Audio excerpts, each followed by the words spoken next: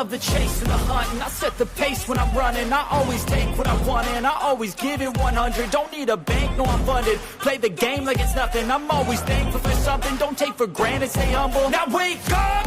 It's time to look at the enemy. Look in the mirror if he is no friend to me. It's not working out, maybe it's the chemistry. It's time to break up so I can make a better me. Better believe in your mind, cause it's everything. You can mold, shape, find almost anything. All it takes is some time and some clarity to find your identity. It's mind over everything.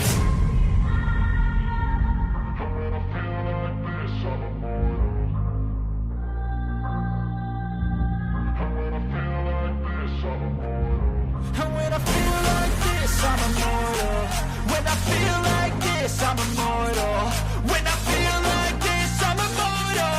When I feel like this, I'm immortal. Don't be scared. Just look it up. Don't be scared.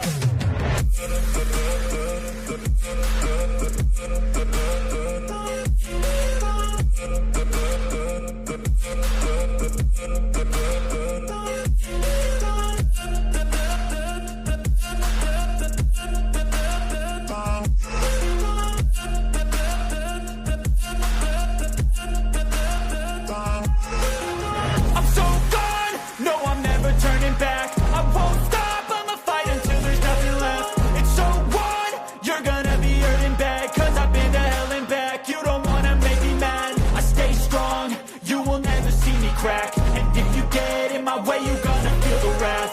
Gotta say it to my face while he's looking back. Mirror breaks after math. When I hate, I attack.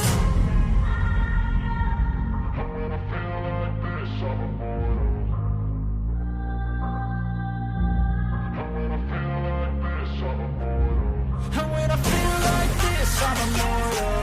When I feel like this, I'm immortal. When I feel like this, I'm immortal. When I feel like this, I'm immortal. Don't be scared. Just look it up. Don't be scared.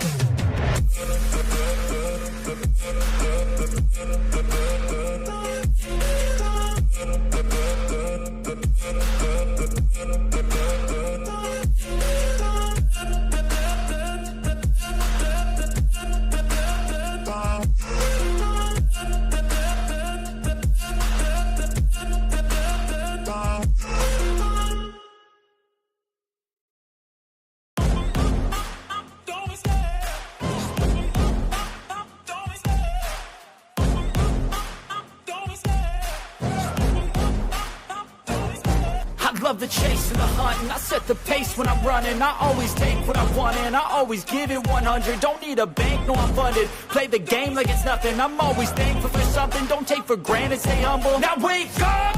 It's time to look at the enemy. Look in the mirror if he is no friend to me. It's not working out, maybe it's the chemistry. It's time to break up so I can make a better me. Better believe in your mind, cause it's everything. You can mold, shape, find almost anything. All it takes is some time and some clarity to find your identity. It's mind over everything.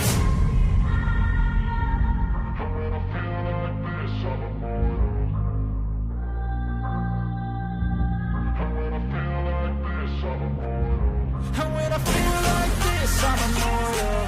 When I feel like this, I'm immortal. When I feel like this, I'm immortal. When I feel like this, I'm immortal. Don't be scared. Just look it up. Don't be scared.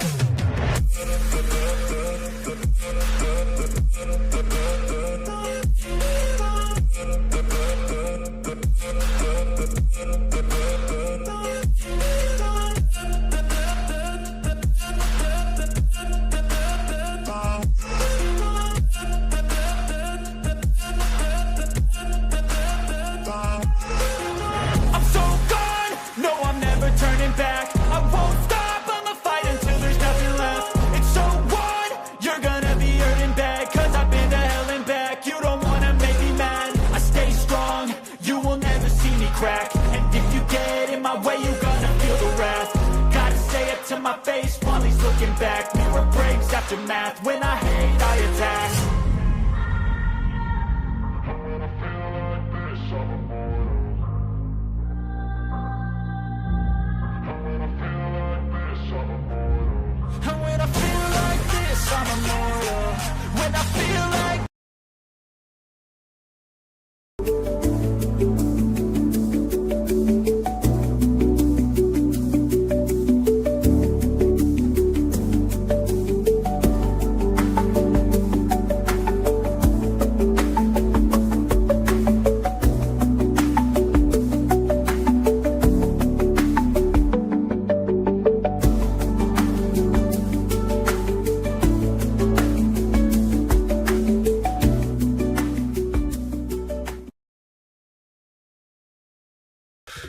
Hey guys, yes, welcome to Little Blackbird Night One. Listen, we're back with another one. Ooh, listen, we're talking to you guys about Married at First Sight. And I don't know why I got a banner there. I shouldn't have a banner.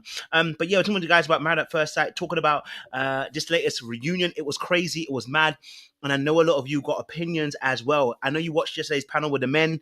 How did you enjoy it? Let me know, innit? It was entertainment at its best, was it not?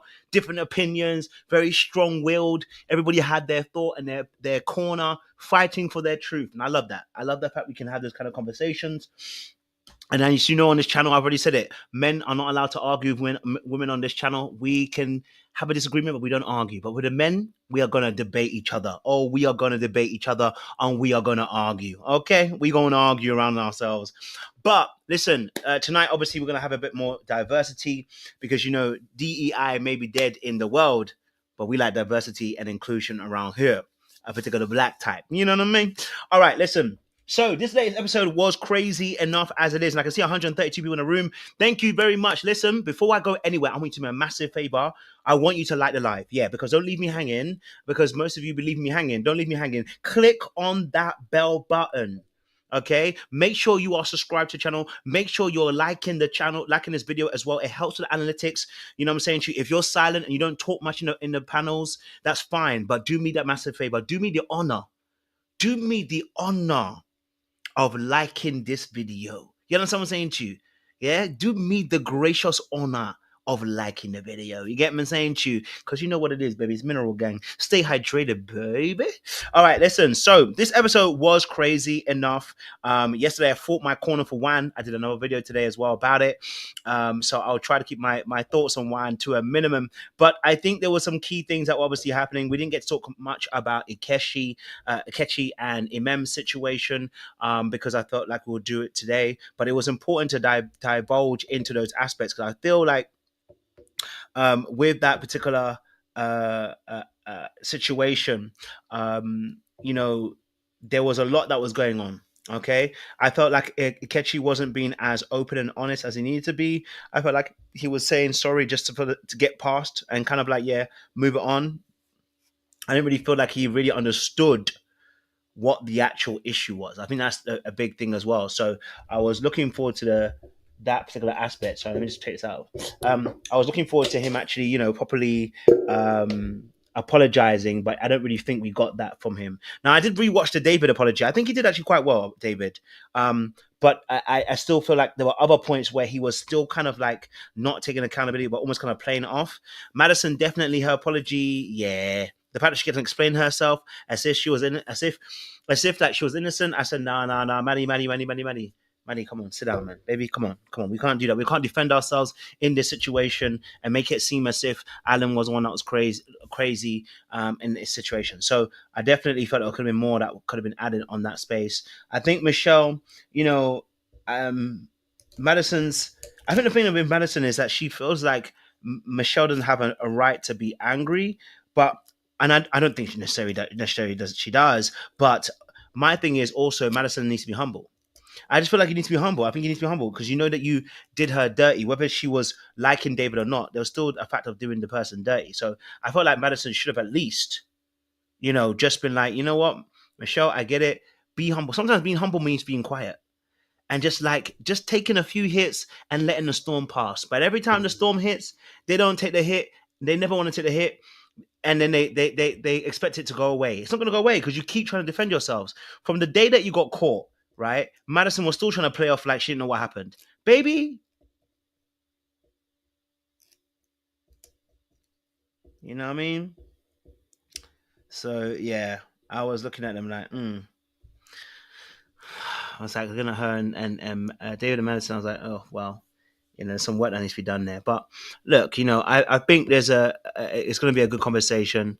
You know, and I think we're gonna have a really good chat as well. So, listen. Someone said about Clay using AD. Yeah, I hear it still. That's an interesting situation. Okay, so let me turn that light a little bit. It's a bit heavy. Yeah, it's a bit heavy. There's a bit too much. A bit too much light on my side there. So I was like, let me just turn that down a little bit. You get me? All right, cool. So Let me play a little bit of a clip. I know the guys will come in a few minutes' time, but at least let me play a little bit of the clip there, so we can watch a bit of going back over Man at First Sight, the reunion. But see, cool, baby. Let me show this tab. Yeah, touristy stuff. What does that milestone mean to hit that 1-year anniversary? I think it was pretty big, especially with kind of coming together in such an Oh, well, I'll tell you what I would say this, listening to Thomas and Camille, their body language was actually really, really good. I felt like they were very, very close. I felt like, he supported her well. He had his hand around her back. He looked well versed. Now, I don't know if he's wearing shoes. Okay, I have to make sure he wasn't wearing no kicks. She definitely spiced him up a little bit because but can I be honest with you? Why has he got a line in his head? The guy's 40 something plus. Why you got a line in his head? Camille, why is he putting a line in the side of his head? Let that man live. Let that man live. Can't he have a normal haircut? Like, you know what I'm saying to you? Like, my thing, just let the man. This. I get the swag, but it's giving like he has to be so young. I'm like, let the man live, man. I'm not saying the cut wasn't nice. I'm saying is it necessary? Is it necessary? If he wasn't doing it before, is it necessary to see that? Come on, man. Like, you know what I mean? Like, that's what we want to say. The haircut would have been sprucey without the line. You know what I'm saying, Chu? There's a certain aesthetic she's looking for. I can't lie to you.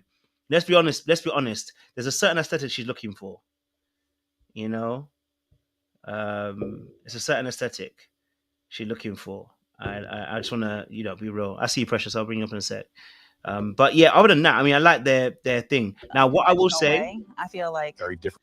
what I will say is, I hope they do work on the control aspect. And I hope Thomas is able to really let her know about her control issues, because this aspect, this particular episode, right?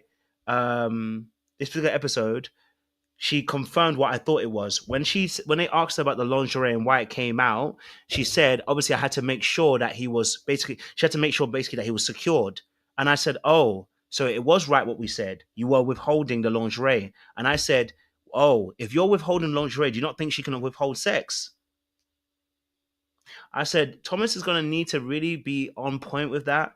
Otherwise, you're going to be without the microphone speaking into, again, once more, check. That won't be the only thing. You know what I'm saying to you? So, it's just, I don't know. I was like, okay, that's my only issue with them. Other than that, they're actually a really solid couple. I think they'll be fine. It's just an area of something that can be worked through. But that aspect it proves the point of what we were saying about that control. Just hopefully, as she feels more secure, she's going to release on that as well, because I just want her to not be able to, because when someone starts utilizing sex as a power move, whew, baby, you're going to suffer. You're going to suffer. And that's the fastest way to lose a man and the fastest way to lose a woman. You know what I'm saying to you? Like, that's how people try to use that exactly to make you act right. And I think that's my only thing about Camille. I hope that as she feels more safer, that the reins loosen on that and she's not so like controlling with that. You know what I mean? So yeah, that's my thing there as well. But let me get Precious up as well. I know a couple of the gang will come and join us, but let me get you up here first, Precious. What's up? Hello, Precious. How you doing? Hello. How are you? What's Gucci? I'm good, man. What's popping? Not much. Surviving this reunion. The episode was interesting. I'm looking forward to the second part, to be fair, because I'm just like, I don't know. I feel like I've come out of it with no answers in a way. A little bit. Oh, what answers were you looking for? Well, to be fair, I think the timeline for David and Madison seems to be the biggest thing that everybody wants to know, and I just don't think we're ever gonna know. And I think it almost feels like you're coming out of it with more questions. But I guess that's what happens when people are lying. You come out with it with more questions. But it was entertaining though, so I can't. So after the timeline, what would you want to know? What if they were like what? I think Yeah, I think right now people just want to know if they were already just being physical. I think that's what people really want to know, because there's no way you're sending that kind of text to somebody that you just like. Like, it's just not. Yeah, I think that's what people really want to know, is whether or not they kind of crossed that line. But again, I just can't see them being honest about it. So, but you know, everyone was very cordial. Alan was very cordial. I think they were trying to make it out to seem like they're like somewhat friends hanging out, Well, and he is still friends with Madison somehow, some way. I'm like, He said how? he's friends. He said he's friends with Madison still. That's wild.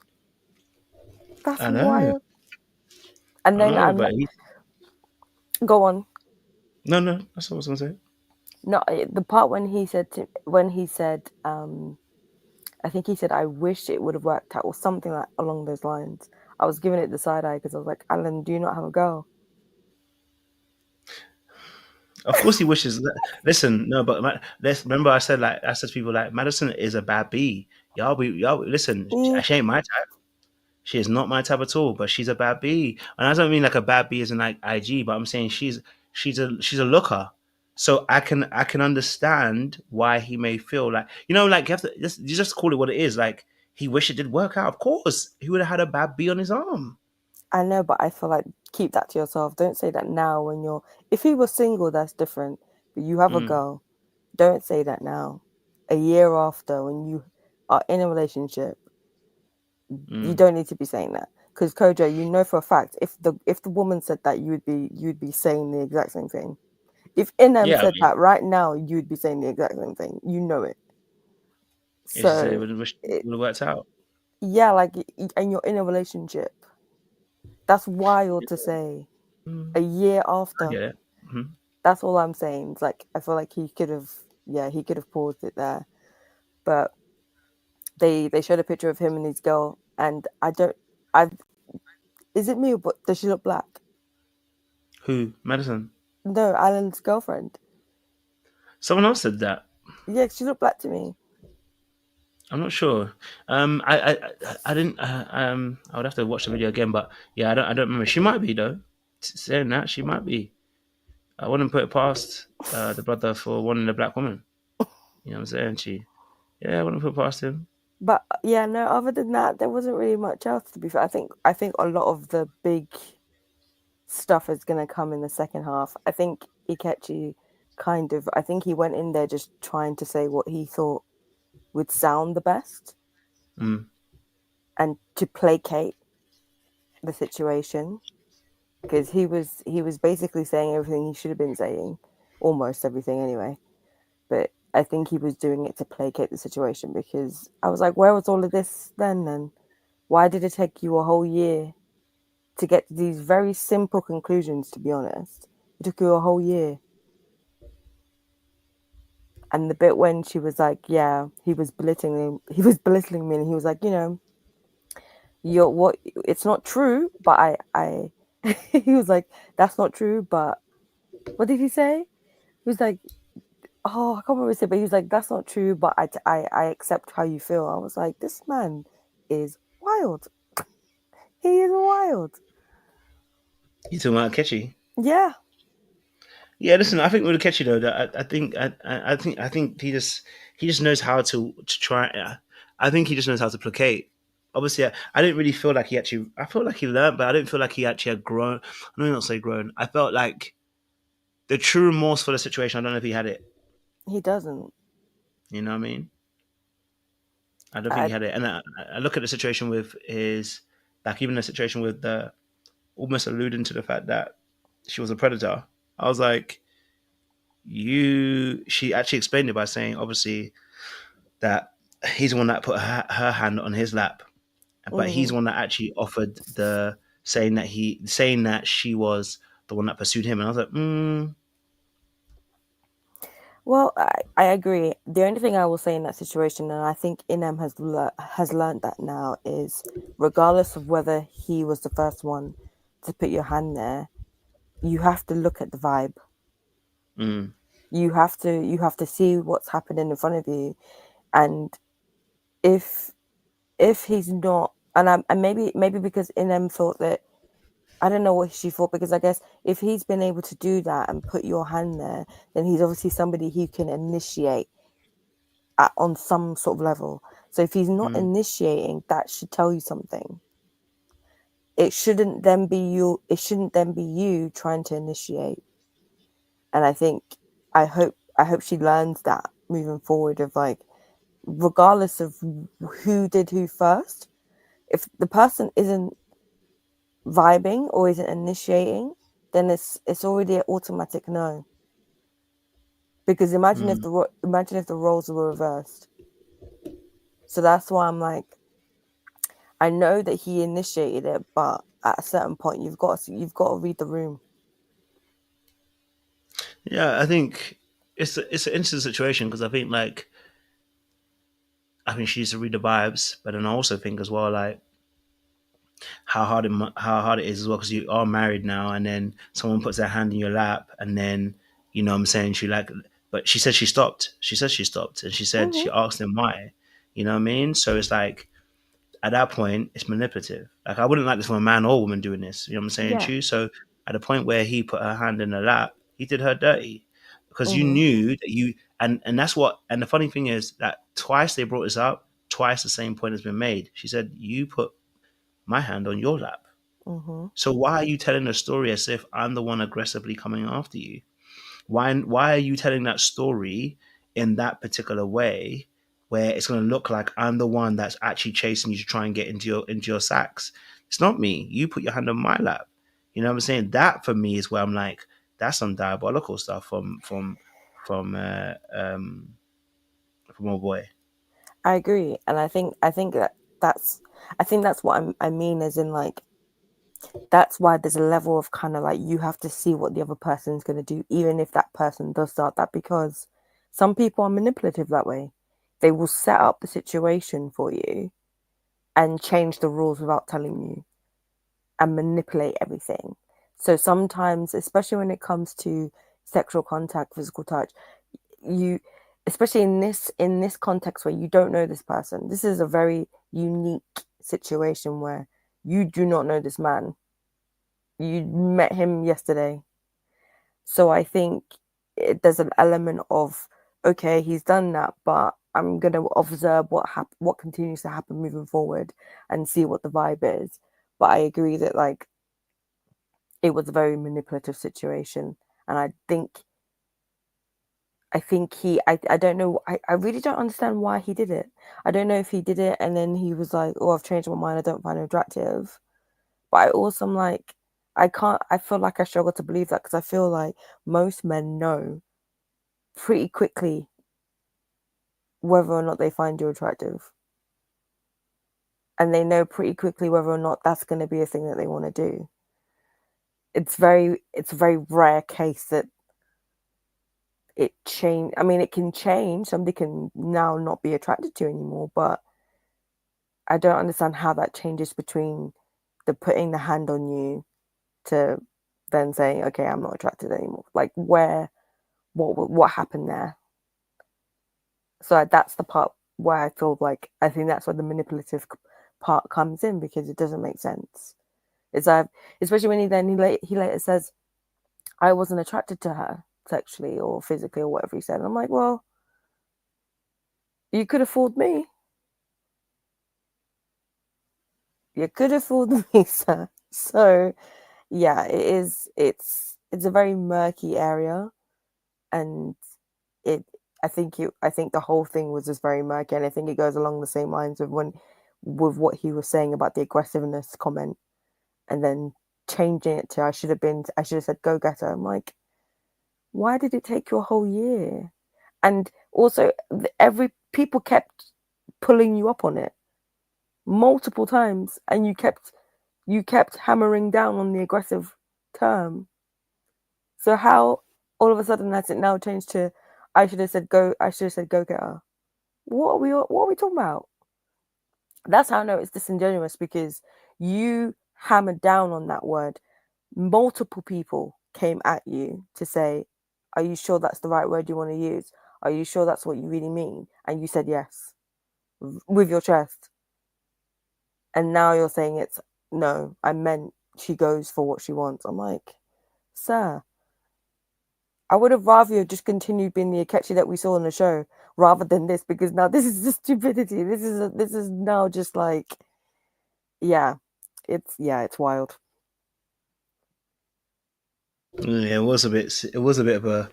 I didn't get it. It's like, she's just so. But then it's like, because the word aggressive there, it didn't. The word aggressive, and then switching it with, oh, she goes for what she wants. It just feels a little bit.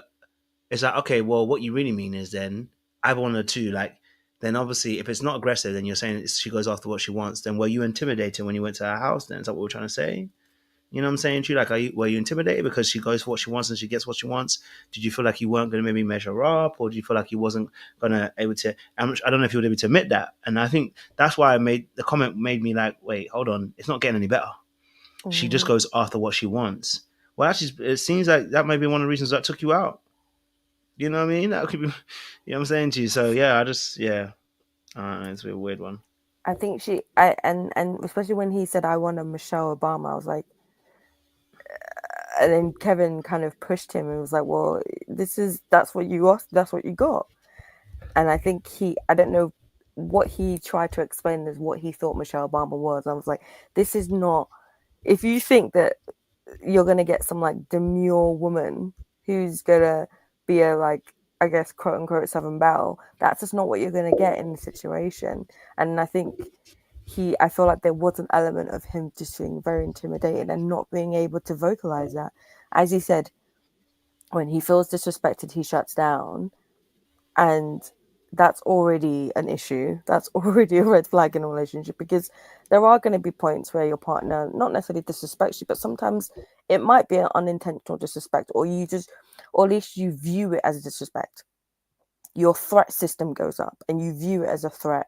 And when you then view something as a threat, you either freeze, you either fly, or there's a response that happens there when you perceive a threat happening to you. And I think his threat system is very off, and he has to work on that to be able to have a relationship that will mean that he's able to be fully vulnerable and be honest about those shortcomings that he feels, or those in feelings of inadequacy that can be really difficult to communicate to your partner, especially when you view your partner as somebody who might be better than you in some areas, or socially perceived as better than you in some areas. And so there's a lot there, and I think I feel like he took that out on Emem, and Enem's not innocent in this, because I think she has her own things, but yeah, there's clearly these two people are just very bad for each other, and thankfully they no longer have to interact anymore, so we praise God for that. Thank you. Seaway. You look pretty. Seaway. Oh, thank you. No worries. Hey, We're just talking hey. about. We're just quickly just chatting up about Ikechi and the MM situation, and him saying that aggressive, but then he changed it to no, she's just a go getter and goes after what she wants. So we're just kind of discussing that aspect about Ikechi. What's your thoughts around that? Yep. If my light goes off, I'm gonna cut my camera off because this light been acting funny. Okay, But don't get this the last time. We can't afford that. it's gonna go. Insurance. It was really good damage control. I came down off my MM rant, but I think it was really good damage control. He definitely heard. I guess he heard some of the feedback on some of the stuff, and I think he was trying to kind of change the language that he uses for damage control, because I said before, Ike doesn't have the proper language. Despite him being an author and this and that, he doesn't have the proper language. I do think what he was saying is bullcrap. I don't think that's the aggressive thing that he was referring to. I think he was actually referring to her being pushy, like pushy in many different ways. I don't think the aggression had anything to do with her career. I just think he was like, he heard all the black women online saying, he's calling her aggressive because she's successful. So he's like, okay, let me use that. And that's just what he used. That's it. He didn't mean that type of aggressive. He meant she was doing too much. That's what he meant. But he knows that's not popular, so he's not going to say it.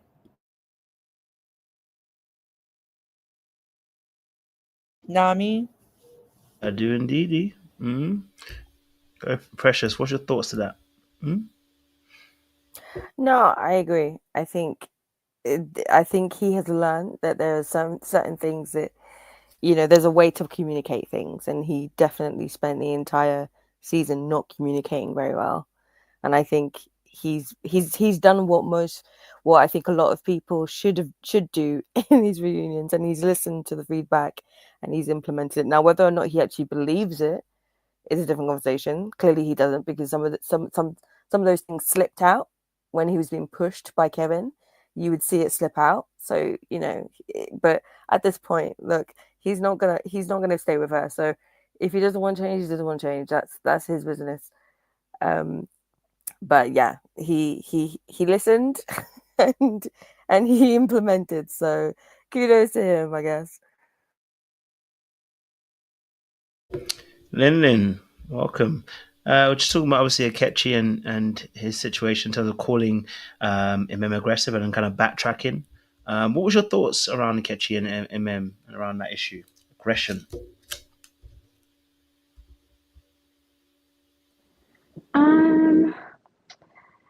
I don't know. I guess I've just been tired of both of them, or getting to a point where I'm tired of both of them. So I didn't like, none of it really moved me like emotionally, like their conversation, like just seeing them has been so exhausting. Like, especially since they're after decision day, that like I didn't really care too much about Ikechi trying to like explain himself away, because honestly, I don't find him to be a genuine person. So I just did not really buy into anything that he was saying. At this point, I feel like whatever he has to say, it's just to try to save his reputation at this point, because he realizes, especially watching it back, and he's probably been like in the chats or like basically online looking at everything everyone has to say about him, and he's just trying to recover his image as much as possible. Like he's just was just trying to be really agreeable. But we know MM is not an aggressive woman. We know that like yeah, she has things to work on. Obviously, that's come out. But to call a woman aggressive, especially a Black woman, we all know the connotation behind it and the history behind it, and he knows very well. You know, damn well he knows the implication of that. And by calling her aggressive to begin with, he knew what he was doing. It was to tarnish her. It was to basically like it was just really disgusting what he did, to try to call her a predator and to try to basically ruin her. Like he tried to ruin this woman, tried to ruin her business, tried to ruin her reputation, and now he's just trying to clean it up because he's realizing that no one fell for it. Like he really thought he was doing something and he thought people were going to fall for it, and now he's realized that no one fell for what he was trying to do, and they saw through all his manipulation. And so now he's, yeah, essentially what Lynn said, he's backing down. He's backing down, essentially. So I just see it as a way to save his reputation, but I don't find anything that he said during the reunion genuine at all.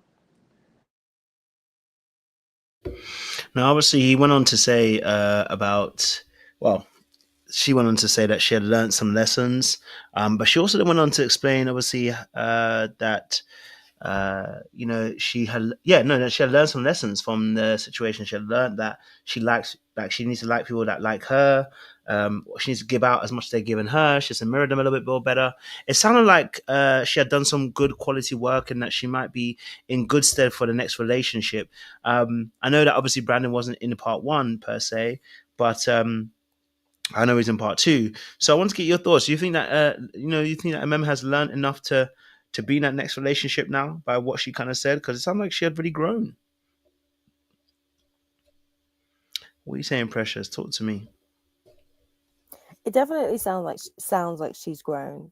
I am still concerned though, because I think when she was like, you know, we've had really highs and we've had lows, and I guess that's normal. But also when you consider the context and how they got together, I'm thinking to myself, how low are those lows and how high are those highs? And when you and even looking at how she attaches to people, it's not easy to turn that around, you know. But I guess it just depends on how secure their attachment is with each other, how secure the relationship is with each other.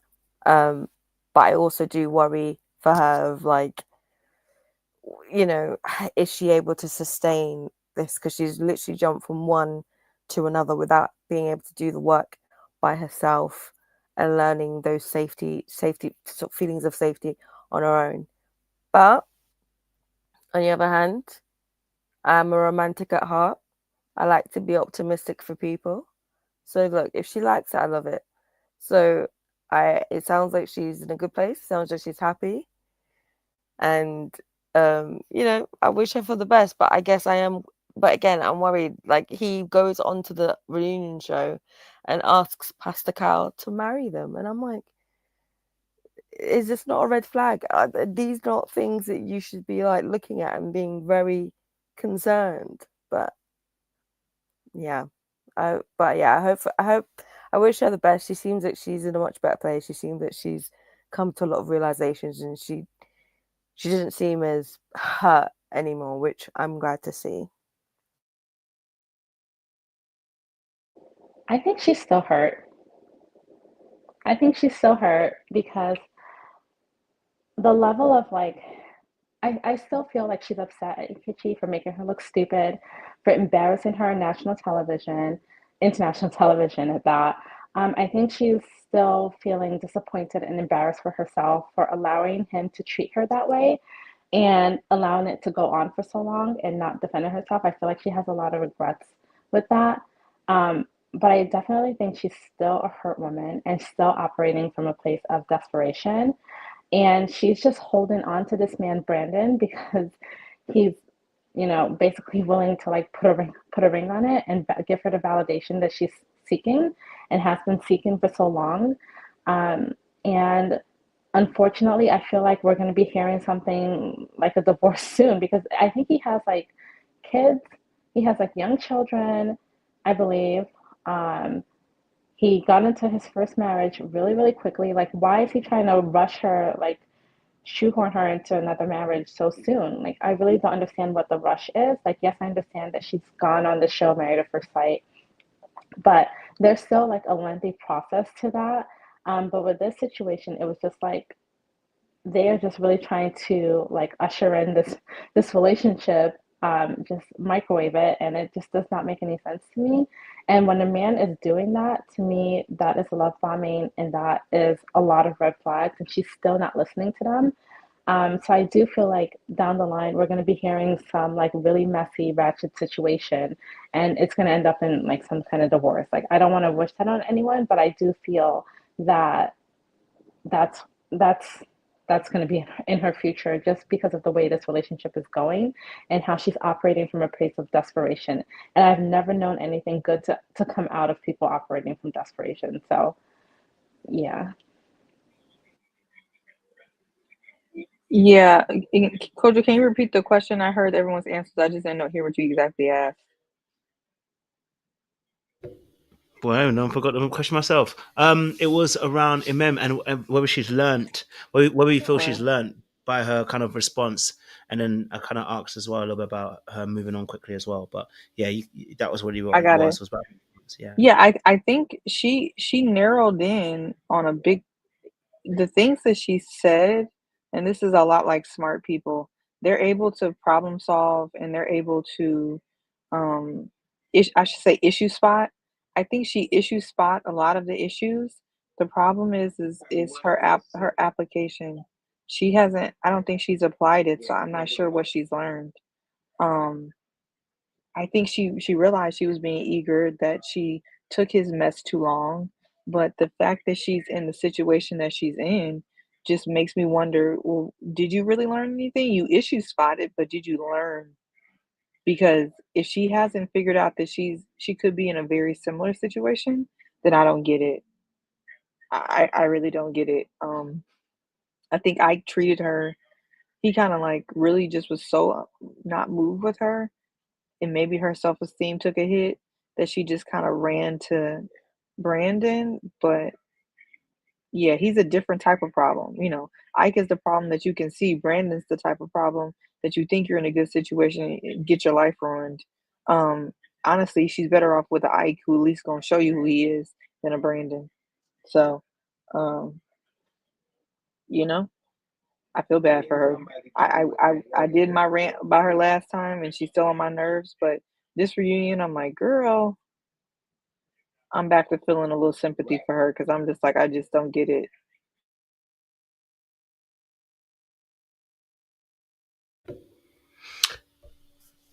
Yeah.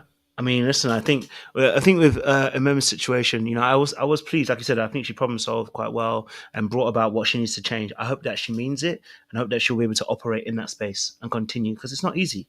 You know what I'm saying to you? So I really hope that they will operate in that space and be able to actually make those changes. Obviously, I don't like the fact that she's with Brandon so quickly. I am a little bit apprehensive. I don't know if she's given herself the time to really heal before she's moved on. That's my only issue. But if she says she's good, then who am I to say anything? You know what I mean? If they like it, I love it. Um, then obviously, just talking about another couple, we had Thomas and Camille. I want to get your guys' thoughts, and you ladies, sorry, I should say, you ladies' thoughts on Thomas Camille because she gave him the upgrade haircut. You know, he seemed to be confident. He seemed to get energy. You know, what I'm saying it seems to be going very, very well. What was your thoughts and your commentary around Thomas and Camille? How did you see them in this episode as well? Maybe I should go to Lyndon first. Lyndon, give me something. They're cute. You know, they're cute. I think Camille is finally realizing that this might be as good as it gets for her, which is totally fine. And I just don't like how she keeps trying to turn this very normal, very perfectly fine man into this caricature of a black guy, like, or what she thinks a black guy should be. I just don't appreciate that, and I really feel from him, from as someone who doesn't necessarily, I guess fall into like the box of like what a black girl should be, for myself and like having struggled with the same thing. I totally get where Thomas is coming from, where it's like I'm just being myself and I just want someone who accepts me for me and doesn't feel like, oh, you need to be this, you need to fit into this box because as much as we say blackness isn't, we're not a monolith, we sure do try to turn each other into one a lot and not actually accept the differences, how we can all be different. So I just did not appreciate Camille for that, and I hope that she eventually stops doing that to Thomas. Like he doesn't need to wear these gold chains. He doesn't need to put a studs in his ears. Like if he likes it, totally fine. Of course, nothing wrong with it. But like I just wish she would stop trying to make him into a caricature, because that's very annoying to see. And playing into those stereotypes are very detrimental. I think. I also don't appreciate just some of the way that she plays around with him. Like it's too much like childish play. I feel like it's not really like grown woman behavior. Like how like what is that? The example I can think of is when Kevin asked them, "Are you guys still together?" And instead of just saying, "Yeah, we're still together," she wants to like turn it into this like, "Oh, maybe we're not together." Maybe like it's just corny. Stop it. Like this is not. It's not cute. And you can tell that Thomas is kind of low key annoyed with it. So I think she might do things like that that over time is going to annoy Thomas. And if she just learns to kind of reel it in a little bit, or like maybe that's her way of flirting, like find a different way to flirt and find a different way to be cutesy because that just is not it. That leans more on the annoying side. So um, I can see her kind of getting on his nerves a little bit, but overall, like I'm glad. I think they go together. I think they're a nice looking couple. I think Thomas is more her speed, despite her probably thinking that he's not the kind of guy that's her speed. Like she is his speed. Like that is the kind of guy that would make sense for her to be with.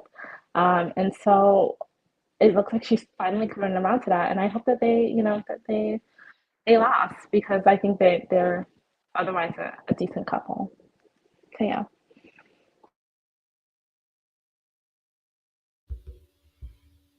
Precious? Yeah, no, I think they seem very happy with each other. They do have similar energy. And I guess, you know, when he was saying, I think Kevin mentioned the age gap, and he said, you know, Camille is very mature and he's young at heart. So I think they mesh together quite well. I will say, you know, she did mention him being quite goofy. So I think the way she reacts to certain things, I think they probably get along in that aspect a lot more than we see in person. I think when it comes to being on TV, Thomas is a bit more stoic, but it seems as though in the privacy of their home, he's a bit more of a goofy person. I know people were coming at Camille for all her wrestling moves that she was subjecting Thomas to, but it seems as though that's who he is. That's the kind of goofy kind of guy he is. So it makes sense. But yeah, they seem to be good. They seem very steady. I guess some people in the comments have said quite boring, and that's quite good. I think that's the thing about being quite balanced. That it does appear boring, and that's probably what you want for a stable relationship in some aspects. So kudos to them, I guess. But I will say it was very interesting when he said, surprisingly, I'm still happy. I know people have talked about that quite a bit. I genuinely think I don't think he meant it that way. I think it just came out wrong, but I guess it does make your spidey senses tingle a little bit when he says that. But other than that, they seem okay. They seem well suited. And it seems as though that Camille is attracted to him, which is good to see. I will say though, Thomas hasn't changed much. Like, I'm looking at him at the reunion, he hasn't changed. Like, apart from the little design thing he's got inside of his head, like, he hasn't changed much. So I'm a bit confused as to where this swag is coming from, because he looks like same old Thomas, but maybe it's like the casual everyday outfit that she's changed up for him. So who knows? So that haircut will do it to you every time. That haircut will do it to you. That line in the head. See, Am I tweaking? I thought Thomas looked a little different. I don't know. He looked kind of upgraded to me. Maybe he picked up a little weight. He looked like he looked like he was happy. You know, he kind of has that upside down frown thing, and he wasn't doing his face. So he just seemed more he had more levity to him. I definitely I love their conversations. They seem like they're on the same page about everything that matters. About having kids and, you know, working that out. They talked about how they were able to be in such a small apartment together and still get along. That's a really good test. And they just seem to be very balanced. I know what Camille did to Thomas was probably a little triggering to him and to a lot of people who dealt with that growing up. But he's moved past it, and so I guess we have to as well. And so I will. He's moved past it. I will too. I think they're cute. I think they're balanced. I think they're boring, and that's wonderful. That is very, very wonderful. And I think they're doing good. I mean, I actually feel like this is one of the best, evenly matched, straightforward couples that are solid that we've had on Mavs in a long time. Probably since, what is it? The one in New Orleans, that have a lot of kids now. They have like 2 kids. I said a lot, like 2. 2 kids now. Yeah, I feel like they're good. They're solid. So I'm happy for them. I really am happy. Yeah, yeah, Monty and Woody, just like a solid flow. They give me that type of flow. Like, even though Monty and Woody probably have more like energy, but like they're just like very even killed, balanced vibe is what they give me. And so I think they're going to be really good. So that's my thoughts. do you think there's any issues for someone coming around control? Because she obviously let us know that, about the lingerie and it bringing out later on, just so that now she had secured Thomas and it was official. She was able to bring it out. Did you think that was? Do you think that Camille has aspects of control, or is this just something that, it's not to be looked at too deeply? It's just the lingerie. Well, I'm not gonna completely forego the possibility that she has a little control issues based on other things that she's done, with the the wrestling moves and the go run the suicide. So he had the hamstring, more of that. But I can tell you, Camille is what women with fathers in their lives and healthy boundaries is how they act. So I guess if you call that control, I guess. But women who have boundaries up and know you don't give away more than you can tolerate, more than you won't beat yourself up about, you just don't do it. And I think she just one of those people like, I'm not doing more than if this don't work out, I'm not gonna feel horrible about. And I respect that. And more women should do that. Is it a way of control? Yeah, but it's a way of protecting yourself. And I always say as women, we need to protect our heart.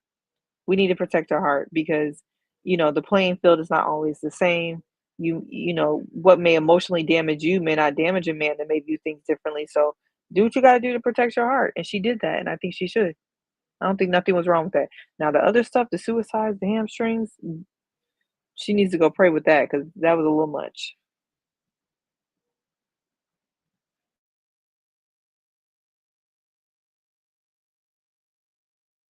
Precious, your thoughts on that? Is it control? No. I don't think it's control. I think what was happening for her is there's an element where I agree with Seaway of like you don't have to. You can save something for when when you progress past a stage in your relationship, right? I think my issue with Camille was more the fact that she was talking it up and talking about it and talking about it and talking about it. But upon like reflection, I think a lot of that was her vulnerability of wanting some reassurance that he was going to stick around. I think the idea of mentioning it and trying to tease it and seeing what he would react, what he would say, how he would reassure her, I think that's what it was. And then to have that lingerie part of like, okay, this is something that was probably a big thing for her because it's part of that whole physical intimacy, and it's part of the just increasing your intimacy with your partner as well. So I think for her it probably was a big thing, and so that's why she was like, I want to save it until I get to a point where I know that you're in this as much as I'm in it. But I do think that maybe Camille struggles with being direct about when she needs reassurance and being direct about when she needs you to, I don't know, make her feel like you're going to stick around type thing. Of that, there's an element of vulnerability that comes with that can be really difficult when you're not as emotionally expressive. I think Camille is not very emotionally expressive. I think she's quite internal with her emotions, and having to be honest and direct was like, I need reassurance, would probably be quite difficult for her to do. So I don't know if it's necessarily control. Maybe it could be an underlying overarching element of control, but I think it's probably more just her tendency to go indirectly for validation or for reassurance in a relationship. And I think that was just maybe one element of how it's turned up for her.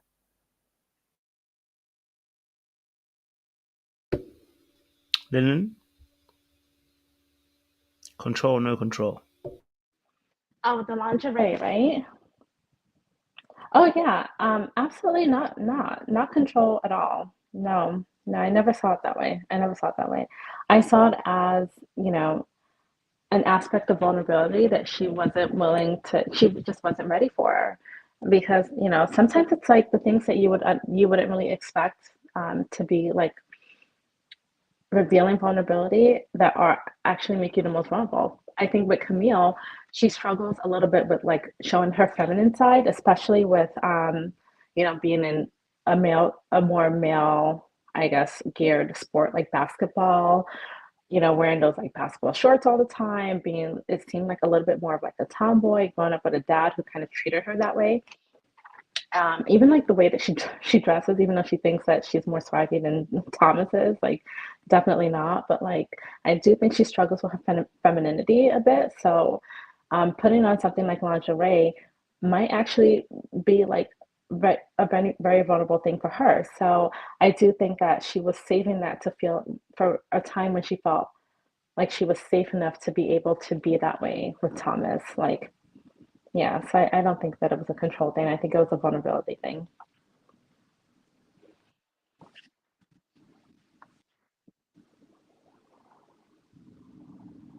I appreciate that. Okay. So obviously, moving it from Thomas and Camille, um, we also had obviously the conversation between Madison and Alan, right? So Madison and Alan had their situation. They had their conversation actually, and in their conversation, they I think Madison, I think no, Madison was obviously saying that what it could have been different had the experts not allowed the other couples to meet. Do you believe that comment is a true statement and it could be true what Madison's saying, or do you feel that's a cop out for Madison saying that if it would be different if the experts didn't put the other couples in the same melting pot together like the old school days of Married at First Sight? Do you think that was a genuine comment, as in a genuine truth, like that was her being genuine, or do you feel like that's her being deflecting from the truth? I'd love to know your perspective. She just threw that out there. She just threw that out there. I don't know. She's a master deflector. Like, well, maybe anything to not say that she's just a bad person. Maybe if we weren't all together, I wouldn't have been hoeing. That's what she's saying. That's it. That's all I got. That's all you need. Precious, go for it. No, I completely agree. I think also it would have been a way for her to not get caught, because she got caught because everybody was all intermingled and Michelle was there. So it's just a bit of a stupid comment to make. I guess it wouldn't have changed anything. She wasn't interested in him. So regardless of whether David was there or not there, she would have said no on decision day anyway. She just wouldn't have. She probably would have just found somebody outside of the experiment to do that with. It doesn't stop you. David not being there doesn't stop you from cheating. You stop yourself from cheating. So it wouldn't have mattered. I think she's just grasping at straws instead of having to just say, look, I did a crappy thing and I've made myself look stupid on TV. She just wants to continue to find a way of, like, I don't know, just mitigating the damage. And I do find it interesting that and maybe it's just because of the fact that it's Alan, but there's not as much bravado or quote unquote aggressiveness with Alan as it is with Michelle. There's a lot of venom she has for Michelle, a lot of venom that she's not able to spew with Alan, because Alan is essentially the perfect victim in this situation. So it's interesting what she's willing to come up with to justify, just to justify how things have happened with her. But it was a very bizarre thing to say, of like, we should all have been separate. And I think it's also her way of being able to kind of slyly backhand, like give an insult to the women, because she mentioned something about they all got together and it was just like a big bitching fest. And I was like, then later on she was like, yeah, but I'm super close to Camille, I'm super close to these girls. And I'm like, imagine if they're gonna watch back that reunion and see what you said about them it being a massive bitch fest. Madison is a very confusing. She's a confusing woman. I think she's a quote unquote like this mean girl. She comes across as just very mean. So I don't know. She's mind boggling a little bit. Appreciate that, Lyndon. What's your thoughts to that? Madison deflecting from the truth, or genuine having? She was genuinely being truthful about that. It could have been better if she didn't have all the other couples around. No, she was being a genuine bee, a genuine biatch for sure. Like she's always been. But I think I mean, literally to the very end, this woman, excuse me, pardon slip, this woman is still like antagonizing this man to the very end. Like she's still trying to lead Alan on like he even had a chance, like even to the bitter end. Like, please stop it. Stop it. Stop playing in our faces. She really thinks that she's, you know what? The thing with Madison is her ego. She has a lot of ego and she really thinks she might be the smartest one in the room. I don't know why, because she's very easy to see through. Her insecurities, they shine brightly. Like we all see it, the way she puts herself together, all the surgeries that she's gotten. Like honestly, I even think she's gotten a nose job at this point. Like she's very, very insecure with her looks. She's another one that needs validation, like emem, but just different. Like the way she moves is different than emem. Like, but she's still just as desperate. Look who she ended up with. Look at how she treats other people, especially Michelle, even though Michelle, I don't really feel bad for her at all. But yeah, I mean, Madison just said that because she still wants to seem like she's this good person, like because it's you know what it is? It's cognitive dissonance. It's not aligned with like how she views herself internally. She thinks she's this great person. She wants to see herself as a good person, and her actions say otherwise. Her actions just say otherwise. And rather than confront that dissonance, she doesn't want to face the truth. She doesn't want to face the truth that she is very flawed. Like, yes, she'll say I'm a flawed person, but she doesn't want to actually come to terms with that. Like, I did something wrong in this situation. And yeah, she does get a lot of validation from her family as well, who, you know, don't really hold her accountable. Um, and I do also think the cast members play a part too, because they're very two-faced as well. They act like they don't support David and Madison, I think just for like because of what's the word I'm looking for? Because of optics. Like they act like they don't support, but really they do. Like let's be real. Juan is over there talking about, oh, I don't trust. It's hard for me to trust you guys. But then he's out there videotaping when Madison and David are getting rings for each other. It's like supportive of them. Lindley, you Camille, clocked that. You clocked it. I'm so glad you clocked that. Thank you Yeah, for yeah, saying I'm that. thinking absolutely. that as well. Absolutely. Same thing with Camille. She just wants to act like she doesn't support, but really she's friends with Madison. Let's be real. The only one I feel like who's really standing on business is probably Karla. That's probably why they have two separate group chats. She's in one and not in the other. And of course Michelle's going to stand on business because it's Michelle. But yeah, so the cast is very two-faced, and they also aren't holding her accountable either. So that also feeds into her ego for why she can just say the nonsense that she says and thinks that somebody is out here believing it. Like because she really thinks she's that smart. She really thinks she's gonna have people fooled, but everyone can see right through her. So yeah. I mean, that's why I really wasn't a. That's why I've been kind of clocking Camille's tea, because I've been seeing the way like Camille has kind of dealt with Michelle. I know not everybody's Michelle's biggest, friend, but the way I feel like she's been kind of fake with Michelle and then fake about this whole situation. Camille just seems to be one of those girls that want to cry when she gets cheated on, but she wants to roll in the dirt with people who are trifling and act like she don't see it. It seemed like Thomas is really the only one with some real moral values. Juan, I mean, contrary to how the guys feel, I mean, I think Juan really ain't about crap anyway. So the fact that he's over there taking pictures of their promise rings really ain't surprising to me. He seems like an opportunist, so wherever opportunities lie, he's going to be. So that's not really surprising. But, every single time I see Camille just not standing on business, it's annoying. I even think MM don't really F with them. I think it's really just Camille. I think it's Camille who be kiki with um Madison, TBH. So Lindland, I'm glad you clocked that. Because I'm like, yeah, no, I think not Camille a wants. fan. I think Camille just wants to be like friends with everybody. That's And those what. people are friends of nobody. Exactly. Yeah, that's And what it feels like. those people are friends of nobody. Because I think I don't know, I can't remember the exact word she used, but she said something in a way, and it just sounded like she just wants to be that sort of centerpiece where she's friends with everyone, everyone's cool with her, she doesn't have a problem with anyone. And I'm just like, of all people to be close with, why is it Madison that you've chosen to be close with? Like, it doesn't make any sense. It's just very bizarre. And I mean, Karla was like, I hang out with everyone, but obviously Michelle isn't there when Madison is there and whatever. But I think I was watching a video of somebody who was reviewing maths and stuff, and they were like, well, Karla follows Madison, she follows Juan, she follows all these people, but she doesn't follow Alan and she doesn't follow Michelle.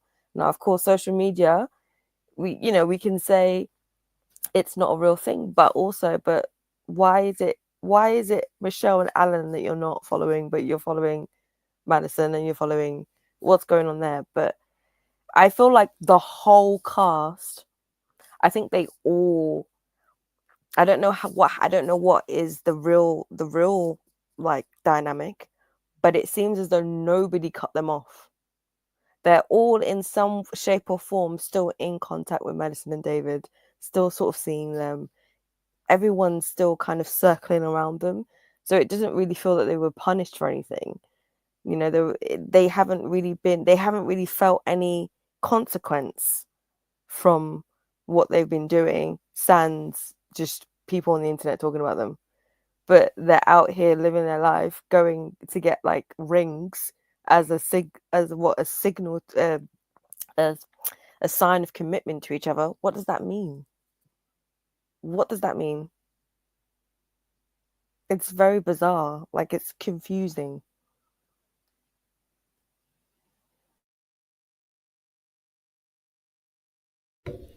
Yeah, no. I think you guys have touched on something, and I didn't put even two together that one was with them.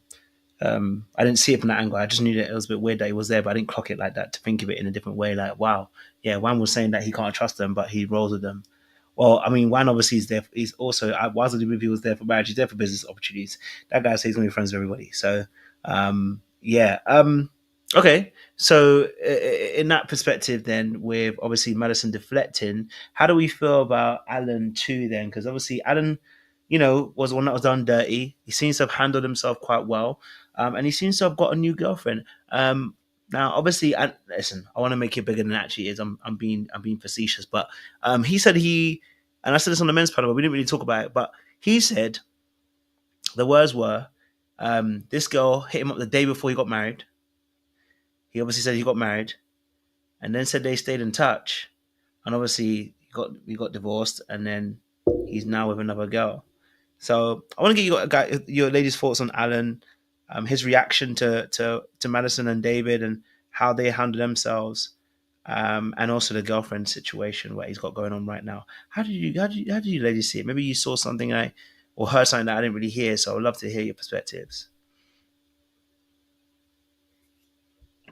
I'm going to send a prayer for that woman that he's with, because let me just tell you, divorced men are a true menace to society, especially the freshly divorced. And I know it's only 8 weeks of marriage, but I don't think that Alan took enough time to really resolve his feelings with the situation. And so whoever he's going to be with, at least in the interim, until he figures things out within himself, he's going to give that person hell. He's not going to give them his true self, because not too long ago he was out here trying to be a 304. So what's really going on? So I'm going to pray for her. Homegirl's in trouble, and I feel bad for her. But Alan, he did not look like a man that was truly happy still at the reunion. Even saying he had a girlfriend, the way that he said it, his whole demeanor, it's not giving I'm truly happy, I'm in a good place in my life, I'm enjoying who I'm with. It just wasn't giving that. It was giving very much, I'm still hung up on Madison because I thought I was about to get a baddie and it didn't work out for me. So, now I have to go to the rebound woman that I left, because let's be real, she's a rebound.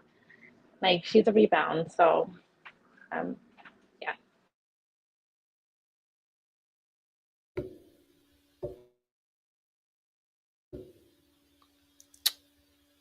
See, what's your thoughts? Rebound or no rebounds? I don't really know what my thoughts are.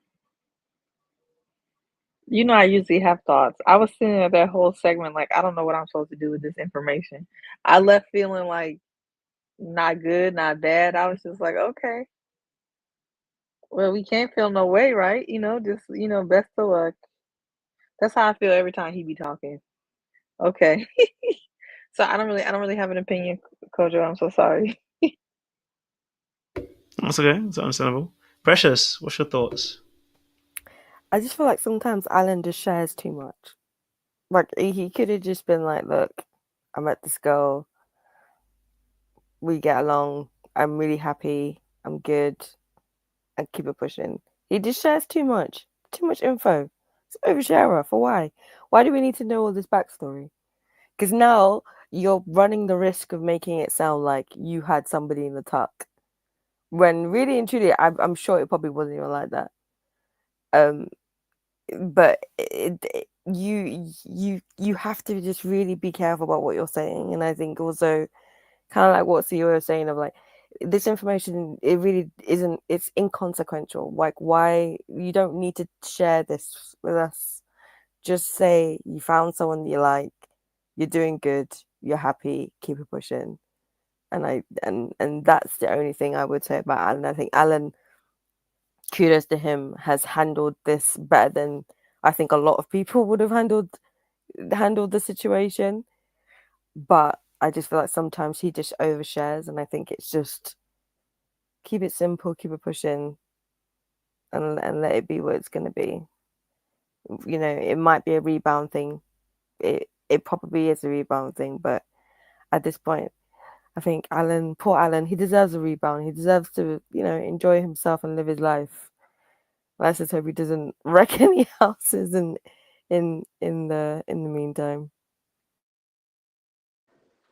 I also feel like if he was really into the woman that he was with before going on the show, he wouldn't have gone on the show, because it does take, like, yeah, it's once you start the process, it's not like an immediate thing.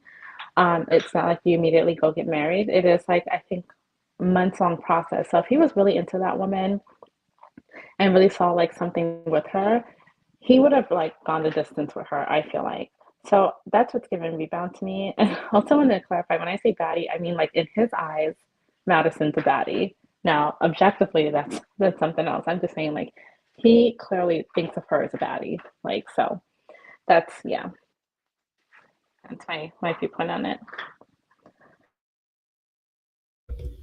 No, I definitely hear that. I definitely understand that as well. Like, he, yeah, I was being a bit more cheeky. I mean, hopefully it wasn't anything. I don't think he was running, talking to that girl while he was with Madison. It's just the fact that he used the words, kept in contact. And I was like, what does that mean? Like, do you know what I mean? If you knew her before the day you got married and stuff, do you know what I'm saying to you? So, but obviously then, moving on from that part. Actually, I want to say moving on. What's your thoughts to Alan still being somewhat friends with Madison? Like, I know they're not meeting up every thingy, whatever, but he did use the words "we're still kind of friends," even though she betrayed him. And I don't know if this is a really elite manipulation He from said Madison. that? Did I miss that? When he said that? Yeah, he said this. He said this is the pretty. He said they're friends. They don't meet up or anything. He just said they're friends. Oh no. I'm sure I heard that correctly, right? No, maybe you did. I'm queen of the fast forward, so I could have missed it. He made it sound like they were on like decent terms. Good Like, terms, yeah. he was like, we don't hang out like that, but like, if we see each other, and I'll say hey and blah blah blah blah. Mhm. And then she said, oh, he's Champagne Alan or something, and then they were laughing, and I was just a bit like, this is just weird. It's just weird. It doesn't, I don't know, it just seemed like they were just, it almost seemed like that the whole cheating thing didn't happen, and it was just, they just said no on decision day, and it was okay, rather than this whole big dramatic thing had happened, and now they're somehow just, it's like they're fine, and it's just, yeah, so it was a bit weird.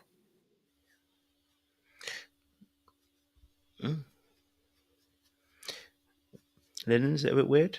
Is it weird for our brother to be seemingly okay with the girl that cheated on him? I mean, listen, hey, it's been a year. Maybe he's forgiven, and or all bets are off.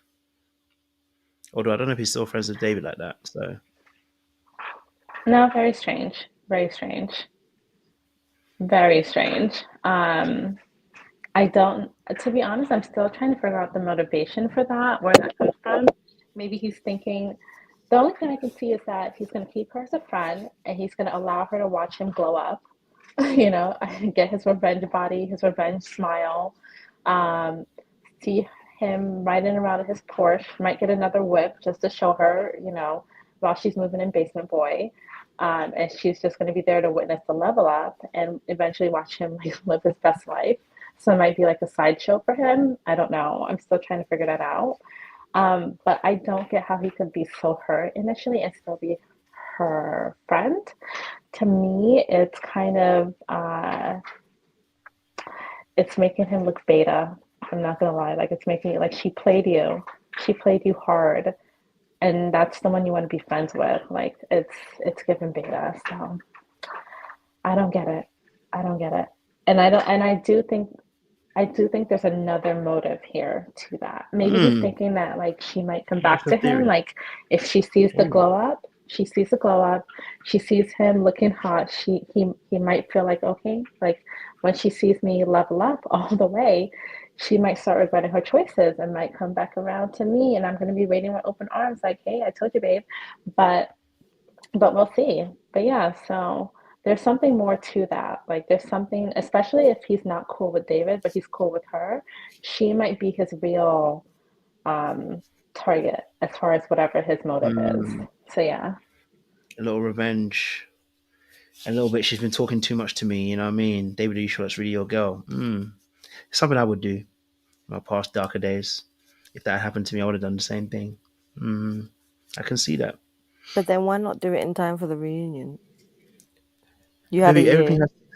everyone's got to take their time, baby. It's taking longer than he thought to break down Madison. Okay. No, but like my thing is, I thought because I remember in the retreat he was like, "I'm going to come up with a revenge body and all this stuff," and I thought He did say that. Yeah, so you had a You know, year. that's You could have come back at that reunion looking like somebody really, turned things up for you. You really could have come back with some spice, and he didn't really like. He doesn't look bad.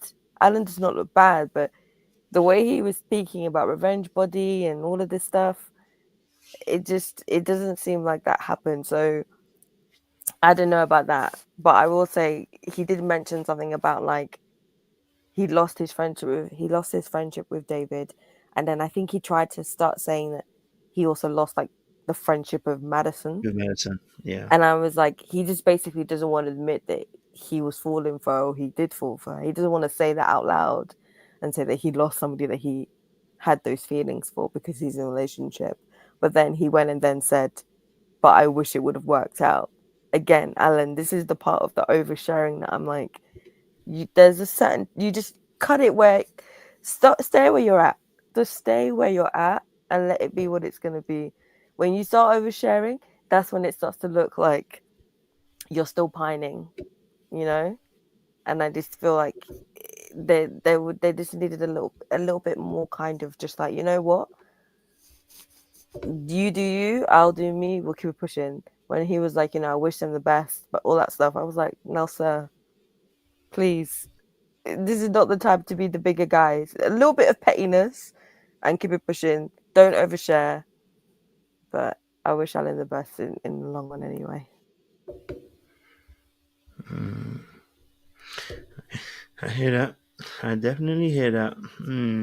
I wonder if someone said, I wonder if his girl would be cool with, maybe him even being cool with Madison as well. I mean, like, I think it's quite interesting. Like, I hope it's not a revenge thing. I don't think it really is. I mean, I don't know if he has the darkness in him to do that. Do you know what I'm saying to you? And also because he never actually hit anything, so there's actually nothing to kind of go back to. Do you know what I'm saying to you? Like, no offense, but he didn't hit anything, so like there's nothing for the girls who are like, oh, maybe I can go back to Alan. Like, there's nothing there. So I hope it's not that. I hope it's just a case of that. You know what? Alan just got bad boundaries. You know what I'm saying to you, and he's just nice to her. But I definitely feel like, how men sometimes can be excited by a beautiful woman, and they don't necessarily want to do anything. They don't necessarily, maybe they know they can't get her, but it's just nice having her in the vicinity. Maybe that's what it is. You know what I'm saying to you? You know what I mean? Because I don't know why it's cool. Yes, Precious. I will say though, Madison is a bit wild because I just remembered something that she said when you mentioned about the girlfriend. She was like, I think Kevin said, have you met the girlfriend? And she said, no, but I would like to. And his girlfriend's excited to meet me. Okay, this is getting weird. Yeah, I Yeah, just I remember remembered said that, she yeah. said, I was like, what the hell do you mean she's excited to meet you? And How why how are you, are how are you you talking? meeting You have his to say that. girlfriend? Yeah, For that's what? weird. That's why I was like, what Oh, she is gonna cheat going on? again. She gonna end up in a threesome. It's gonna be political. I feel like that's the mean girl thing I'm talking about with Madison, of like the way she said it is like, yeah, your girlfriend's excited to meet me. Like, one, how do you know that? Who told you that? Where's that It must coming have been from? him. And, It must have been him. that is wild. Again, oversharing. Again. Oh, let me just keep my mouth shut because I just don't understand. If I was his girlfriend, I'd be pissed. That's all I'm gonna say. Mm. Boy, oh boy. Okay.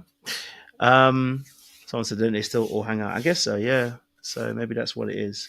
You'll have to meet her eventually, I guess. Maybe that's what it is. And if that's the case, I hope that's the case, because that's kind of a nasty, that's kind of a crazy behavior. Do you know what I'm saying, Chi? That's when you're in the darkness, boy. When you're in the darkness, you just want to ruin everything around everyone else, innit? Do you get me? It's you feel that power. Um, Okay, so obviously that happened. Then obviously there was a fight between Madison and Michelle. It wasn't really a fight, but they were being a little bit aggressive to each other, as they would say. You know what I'm saying, Chu? But they were coming at each other. Madison's anger towards Michelle, is it understood? Because like I also said, I understand, but I don't understand Michelle's anger. But Madison's anger too, like, just seems to have a lot of heat for Michelle, even though Michelle ain't the one who she dated. So I want to get you ladies' perspective. Like, what is the reason for this anger that Madison seems to have? This smoke that she seems to have for Michelle, so heavy. Like, it seems to be like a lot. I don't know. Just is it just me? I don't know. Feels a bit weird that she's so heavy. No, Yes. no, this is some mean girl, white girl stuff. Again, you gonna Oh. need a. Just remember, I was telling y'all we need a. I was saying that for Love Is Blind, but you may need it for this. This is like one of those like little inside mean girl, white girl beefs that we ain't really party to. But on top of the fact is when people like Madison who don't take accountability, instead of turning inward, she's projecting and making herself a victim and trying to basically in her head, if Michelle's a villain, then she's not the villain. And so she's doing the most to make Michelle the villain so she won't be the villain. That's all this is. And it's like you think you going at Michelle make you look better. It just makes you look crazy. It just makes you look crazy. Like you took her non-man, okay? That should be prize enough for you. What are you mad about? You won. And you see this all the time with side chicks. When they win the man, then they want to be harassing the wife. What are you harassing the wife for? You got the prize. Leave her alone. But these people are so like low vibrational is that the man is not good enough. Then they want to harass you. Ain't nothing new under the sun. She doing what all side chicks do. They get the man and then they want to keep going. It's like, child, aren't you happy? Didn't you win? But the thing is, they're not happy, Kojo, because what they won isn't a prize. And so once they figure out that what they want isn't a prize, they start doing it. They start going at Michelle. And the fact is, Michelle came to that reunion looking good. Okay, 40 wear, 40 wear. She did not look 40. She looked excellent. And I know Madison in her prom dress was sitting there looking pissed. So it's like you got the man in the high pony and you moved him into your house in a very nice town that is near me. Okay? So you should be happy. You taking care of the man that you want. You done purchased the man that you want. Be happy. That's it. Because Michelle wasn't gonna do it. She said get somebody else to do it. She wasn't purchasing that basement dweller, okay? So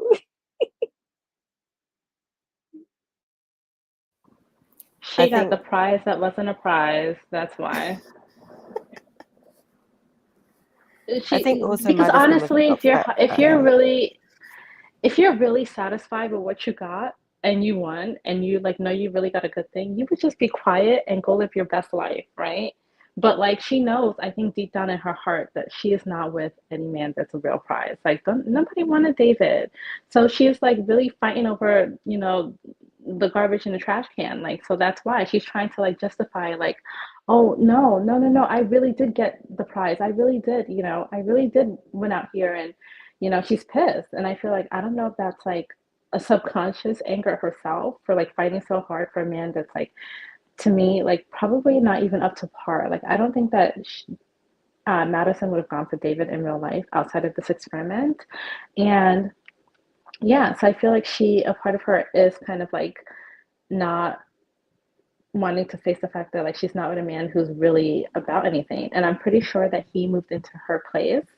And I'm pretty sure that the investment property that they have, she probably put up most of the funds for it. Because wasn't he just saying that he would be ready to purchase property in 2 years? Now all of a sudden you're able to purchase investment property, but you can't purchase a property for you to live in. Like, yeah, she's really carrying the relationship.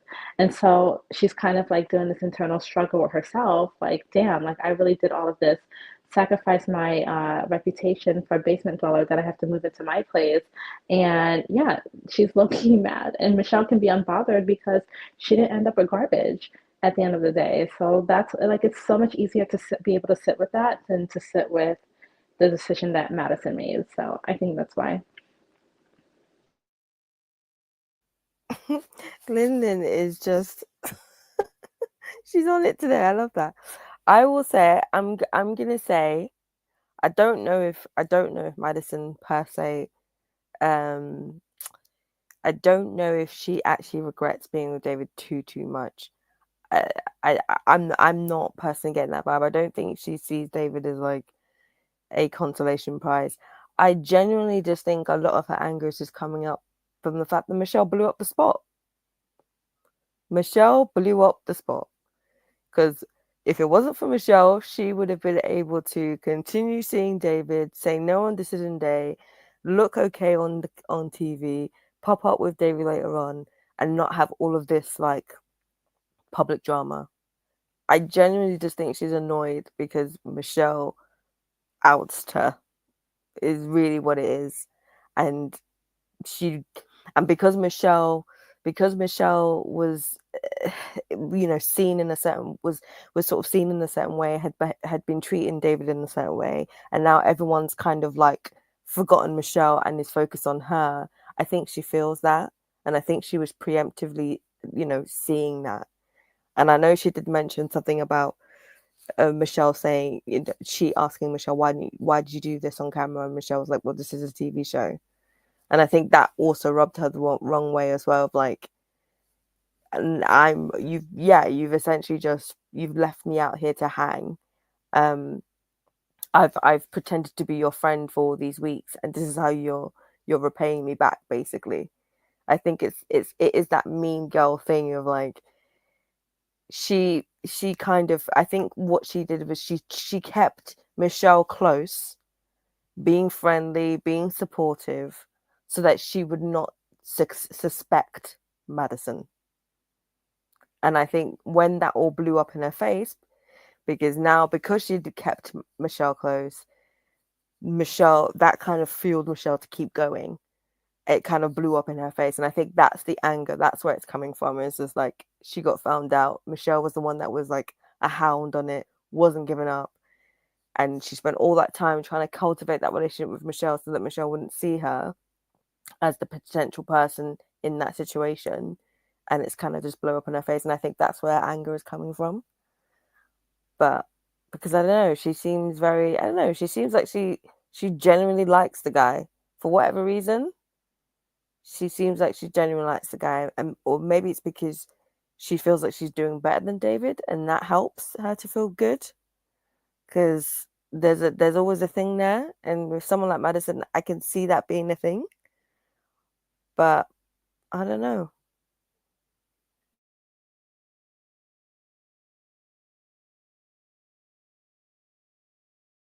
Definitely hear that. Yeah, no, I definitely hear that. How do we feel? I mean, obviously, in regards to Madison and David, then David moved into her apartment. Is this a backwards move? I mean, they have an investment property now. I mean, I don't know what that means. I mean, let me say this: we haven't substantiated it, so we don't know, but we just go about what we see and what we heard. So, he's moved into her property. Um, you know, they've got an investment property now as well. It seems to be going all well. Would that be said, or do we have our thoughts towards that particular aspect? Is it a backward move for Madison to move him in? Is he still not being a grown adult, or again? I would love to know your thoughts on this aspect.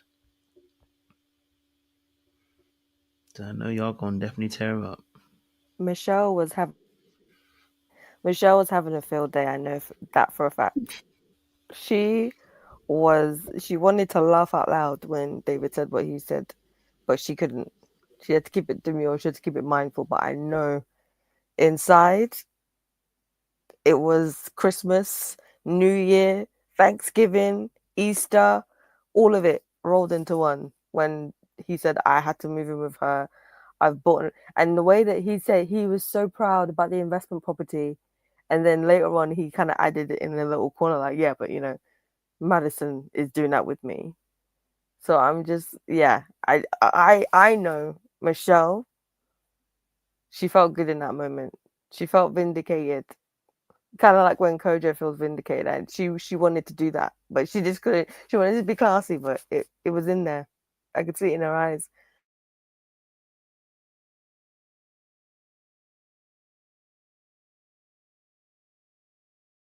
What's your thoughts, then? The thoughts of what again? Sorry, I didn't remember the Sorry, question. no, sorry. Yeah, around the property, uh, and around the investment property, and in the fact that he moved in with her as well. What was our thoughts to that? Yeah, it's just giving like again, like how do you I mean, look, if it's for real, good for them, getting their money up, that's nice. But I just don't believe it because he was with Michelle and she flat out asked him, when do you think you'll be ready to buy a two-bedroom flat in the city of Chicago or something like that? And he said in 2 years. He's still living with his parents, in a basement. So how do you all of a sudden go from I'll be ready in 2 years to now I'm purchasing an investment property? It's not like the Instagram money hasn't come in. I don't think he'll ever see that because I don't think they're going to get that many followers like that anyway. So where's all of this money coming from that you're now able to invest it in property, but for some reason, like you couldn't afford to get your own place by yourself? Because I do believe that he moved in with Madison because they're basically able to split the rent, and that's how he's able to like survive like someone on his own for now, right? So yeah, I'm not really buying it. I do think that she probably put up most of the funds because from what I can tell, I think that Madison is probably doing a lot better than him financially, just with what her position was. I think she's in like HR tech, um, implementing like HR software, and as someone who's kind of familiar with that world as well, they can make good money. So he's probably a little bit better off than him financially, and was probably able to like fund most of that. So yeah, I'm not really buying that he's all of a sudden this, financially savvy, and it's, you know, sorry, I'm trying not to look at these comments, but there's some delusional people in there. But anyway, yeah, he can't afford it. Sorry. Okay. You don't go from being dusty in the basement to all of a sudden being able to buy investment property. All right. I'm so sorry. It ain't hate. All right. It's called rationalizing, it's called being able to use your critical thinking, use your brain. Okay. And if you think that's possible, somebody has a bridge to sell you. So sorry about it. Bye. I mean, I'm going to mute, but yeah.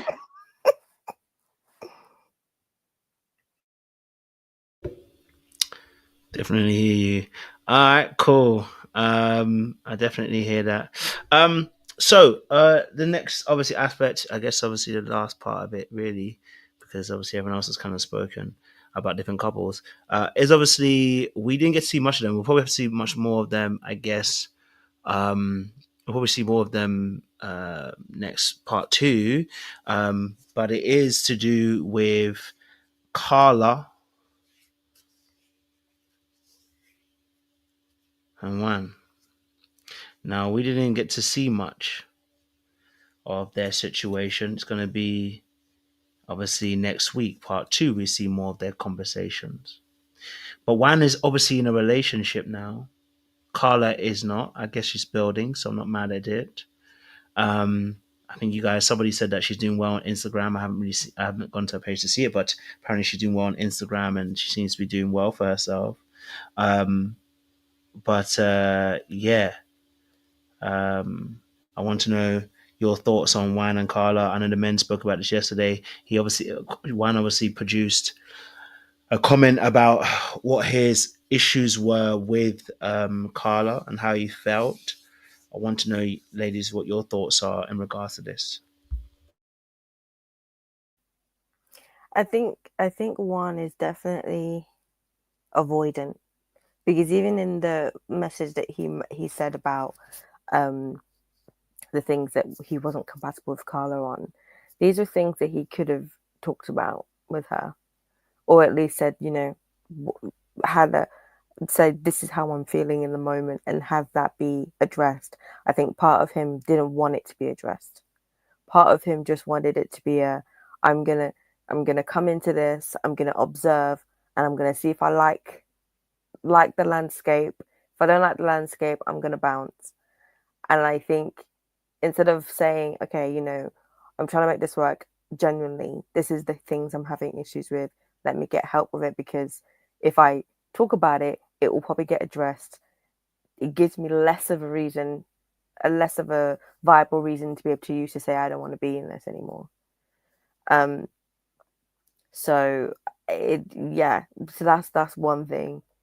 I remember he did say Karla wasn't physically his type, but when you see his girlfriend, I'm asking questions, because there isn't much difference between Karla physically and his girlfriend now physically, apart from the fact that I think his girlfriend has some surgical enhancements, but that's it. They essentially have the same body type.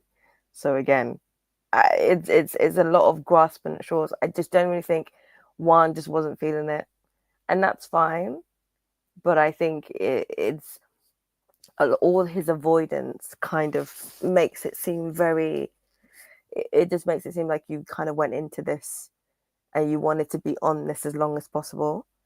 And it's not just him. I'm sure Karla also felt that as well. Let's just ride this out. And I guess my thing is, I don't understand why you would ride it out. If you know it's not going anywhere, just ask for the divorce. But that means that you've got other reasons to want to continue to be on this show.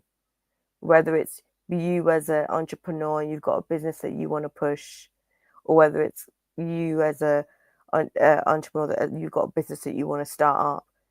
They both wanted to be on this show for as long as possible, because it seemed pretty clear that they knew, at least before the 1 month anniversary, that they weren't going to be moving forward.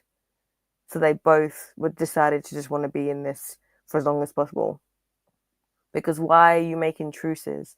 Why are you making agreements and sticking it out and trying to get to the end? For what? You don't want to be together. Why are you still here? You're taking up airtime for no reason. So yeah, they both have ulterior motives for being on this show for as long as they are. They came out of it with a friendship. Cool. I love that for them. But again, why I don't understand. I really don't understand. So that's just me. I wish them both the best. They're both very interesting people, I must say.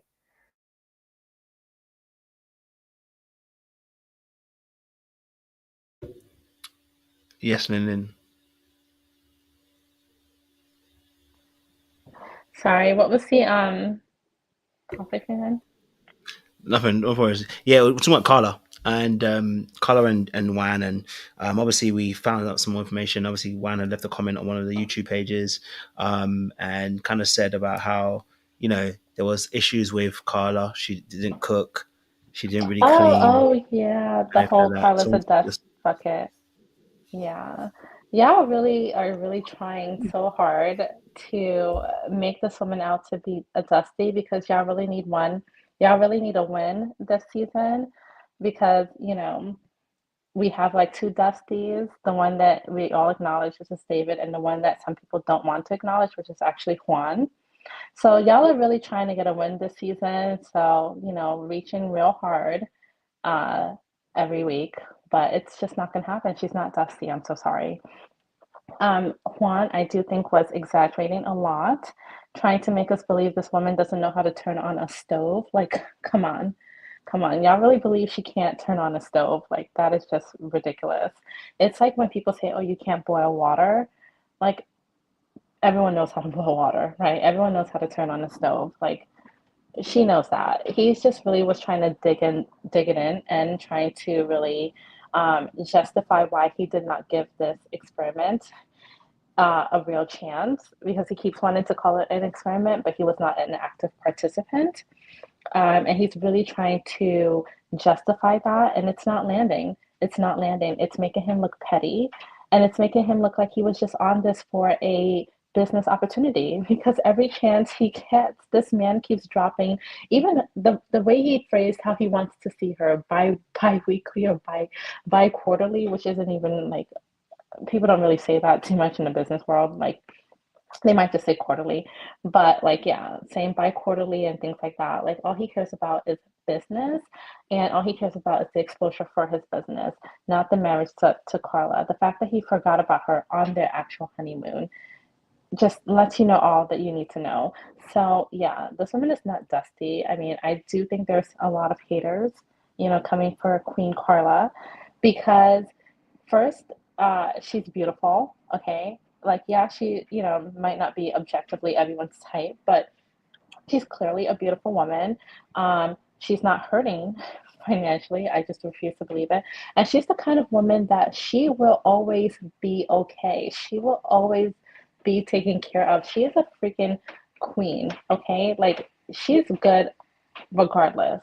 So yeah, and even looking at like the kind of family she comes from, it's giving that she was a pampered princess, which I love that for her.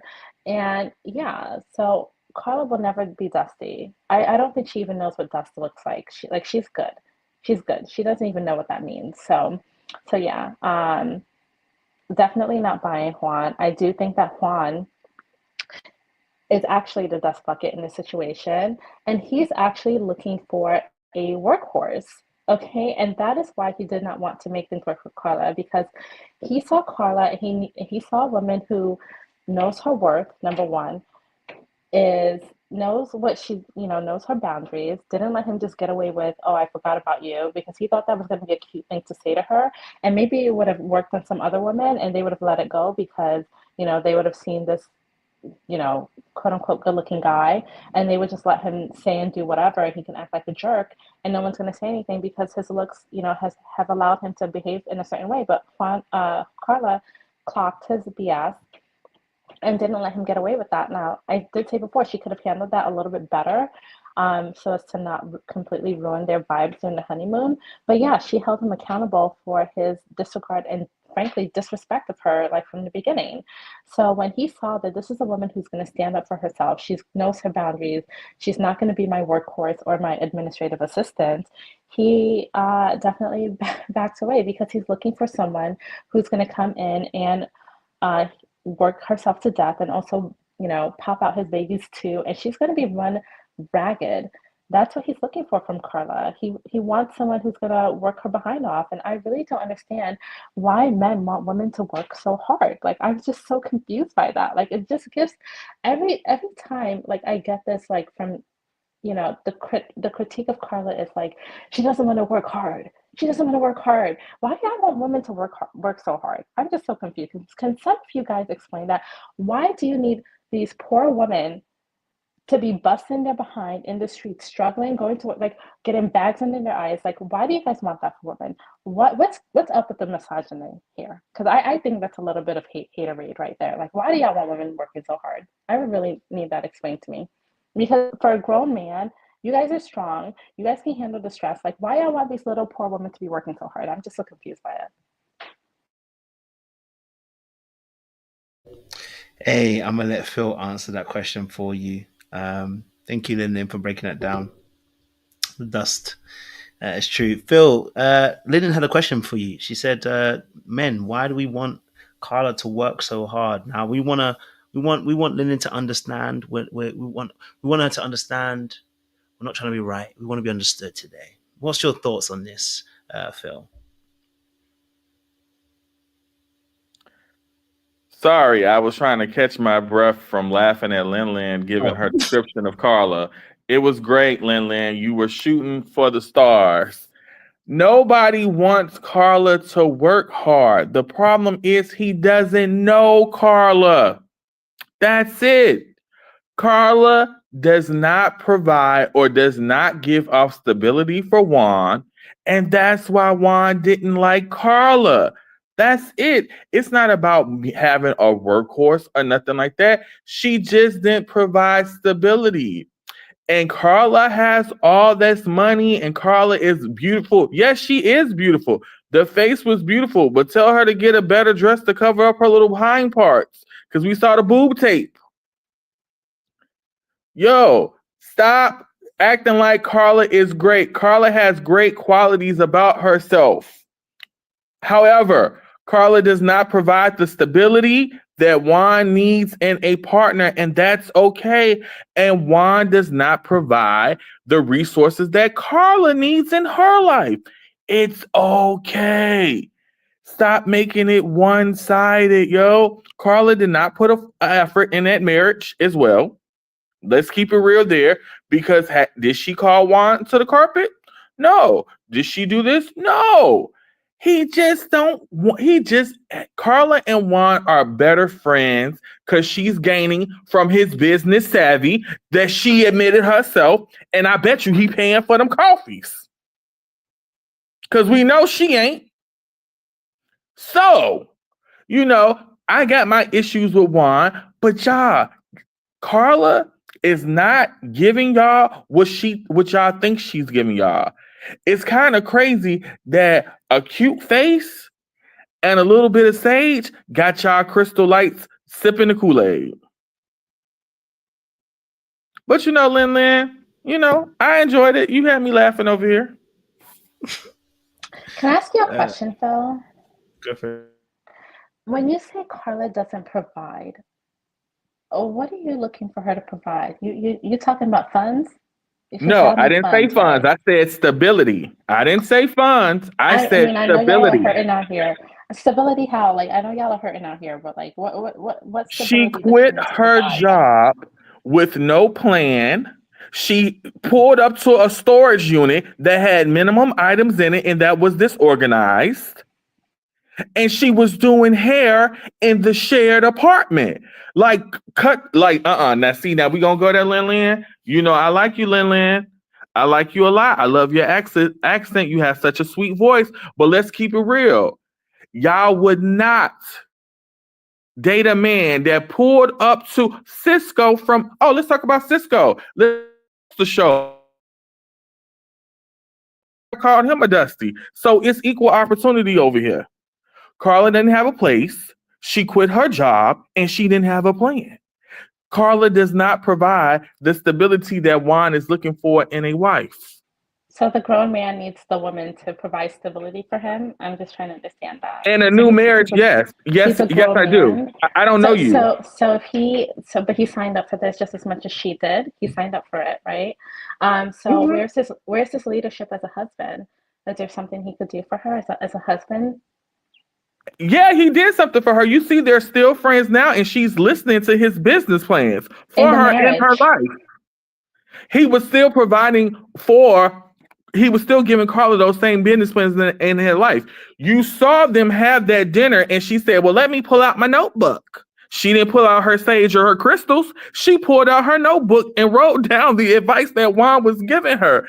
Y'all, it's okay to say our favorites are not where they should be. If I don't know you, Lin, and we signed up for this, and you telling me, oh yeah, I quit my job today, I don't have a backup plan, and I'm doing hair in the shared apartment, about to get us evicted from running a business out the shared apartment, hey yo, you a red flag.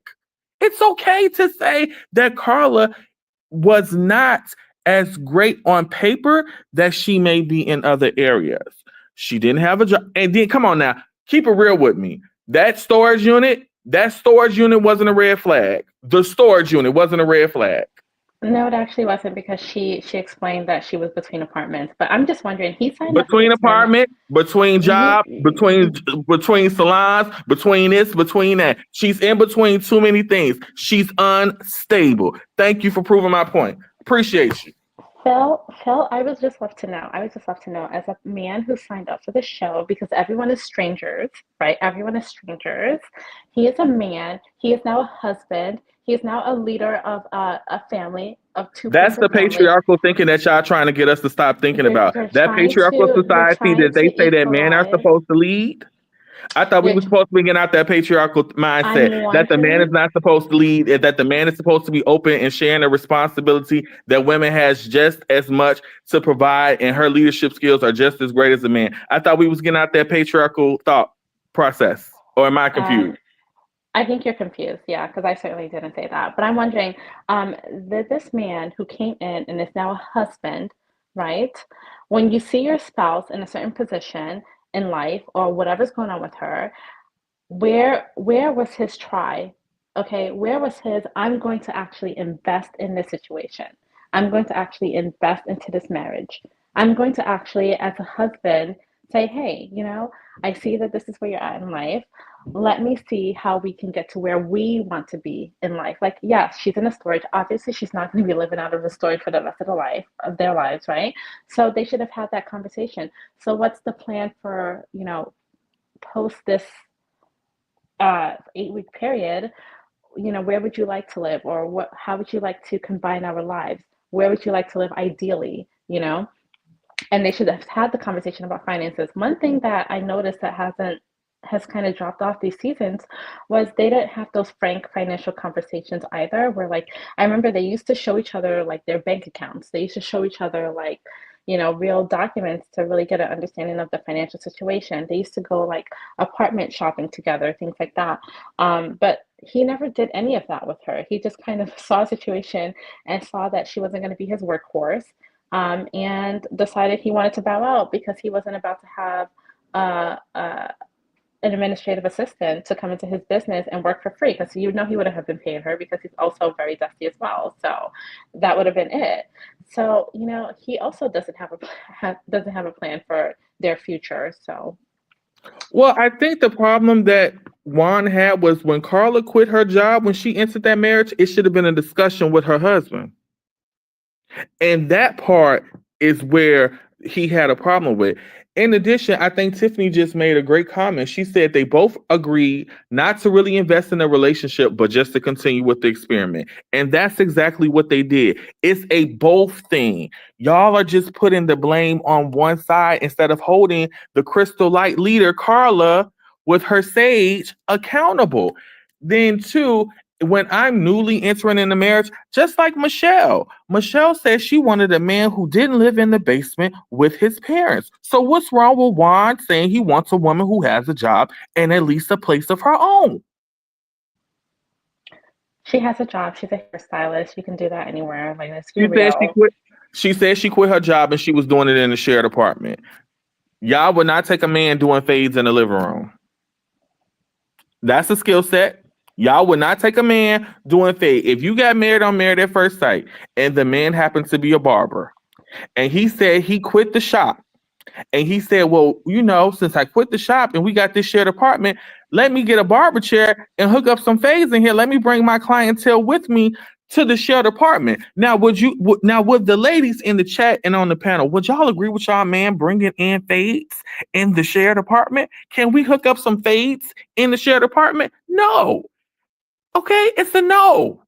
And that's all right. It's nothing wrong with saying no. It's okay for having, I think the issue is that Juan didn't put forth an effort because he didn't see a future with Karla, and Karla didn't put forth an effort because she didn't see a future for Juan.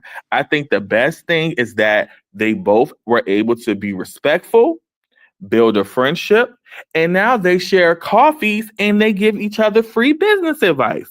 Why can't we just leave it there instead of trying to make Juan be the villain? Juan is the villain on other things. But with his relationship with Karla, he didn't see a future with this woman. He was not disrespectful. He didn't try to, make a move on her knowing that he was just using her. He just didn't see a future with Karla. He took the sage, he took the crystals, he took the Pilates, and now she's getting free coffee and free business advice. It's a win for everybody. Okay, let's not act like men coming in and out of the house is the same thing as women doing hair for other women. Like it's just not. It's not equal. Okay, Wait, but yes, how is not equal? because it's not. You're talking about grown How? men.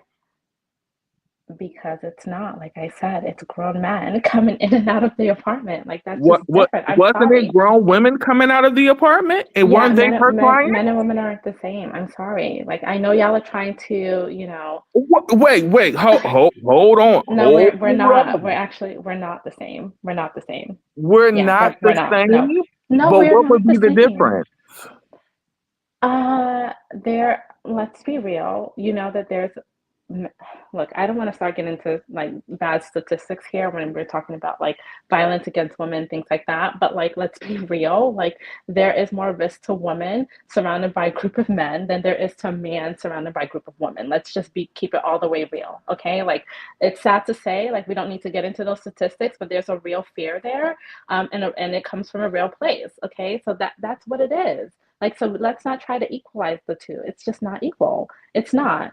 So, yes, you're going to ask me, do I feel safer surrounded by, if I was the only woman in a room surrounded by a group of other women, surrounded by a group of men? Yeah, no, I would feel a little more uneasy than if I was surrounded by other women. It's just what it is. And you know that there is a safety concern there. Yes, it's what it is because we're not the same.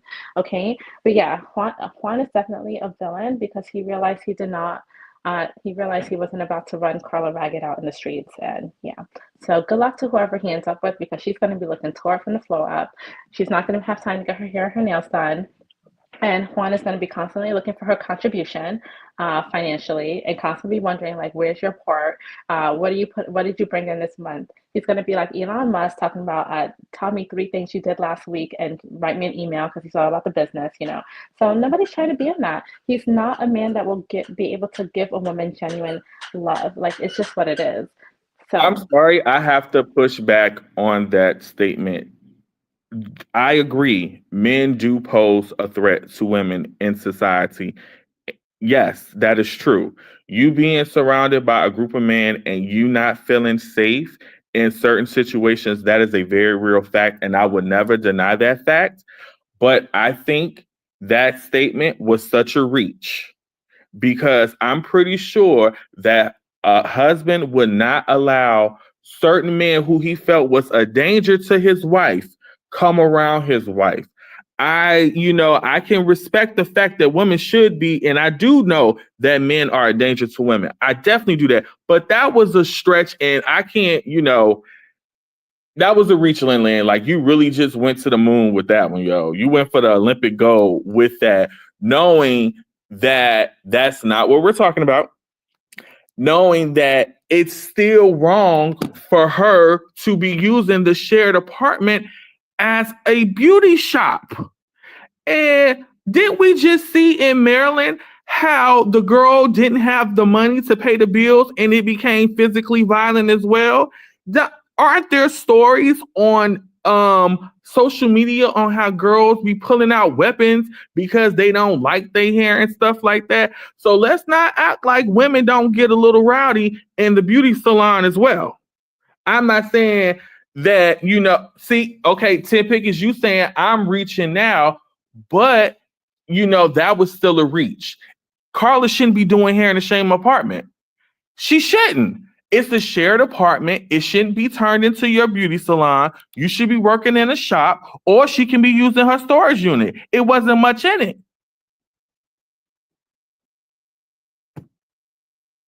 Precious, any thoughts in between to interject? I think that Lynn and Phil had a very good conversation. Any thoughts, Precious?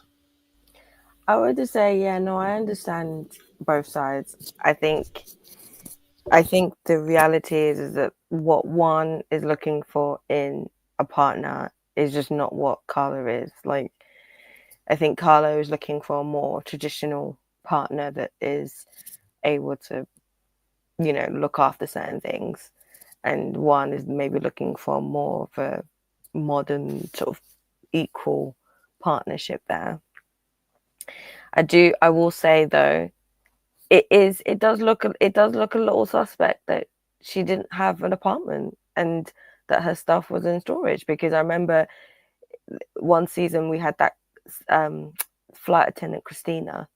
Everyone ragged her for having her stuff in storage. So I understand why the men are saying what they're saying, because we ragged Christina for the same thing that Karla is displaying here. And Karla is getting a pass because Karla seems cool. She seems very chilled. Not somebody that, you know, is like necessarily, you know, full of sort of screaming and shouting and just all that hoopla. She seems very, very sort of even killed. But then again, I question that as well, because I'm like, is that even killed, or is she just not very emotionally expressive? She's very good at being able to discern what's going on around her, other people. She's very good at giving advice. But again, it comes across as somebody who isn't very, isn't used to being quite vulnerable with her emotions or being able to display that and give that to somebody. She seems quite aloof. And for some people, she could come across as cold. She seems nice, but I can see some people seeing her and coming off as cold and aloof and not very much somebody who's warm. So I see both sides of how Karla could be viewed. And I think also with Juan, I think he's somebody that seems to be very obsessive with always being positive and always seeing the bright side, of always being optimistic. He doesn't seem like somebody that likes deep conversations about very vulnerable things. And then maybe I can imagine that Karla might have been somebody who wanted to really stimulate those kinds of conversations. And because of the nature of the fact that they don't really know each other, maybe Juan just didn't feel comfortable going into that.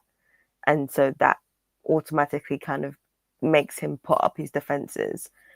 And so then he starts looking at everything very logical, eliminating the emotions, because really this still is a stranger to him.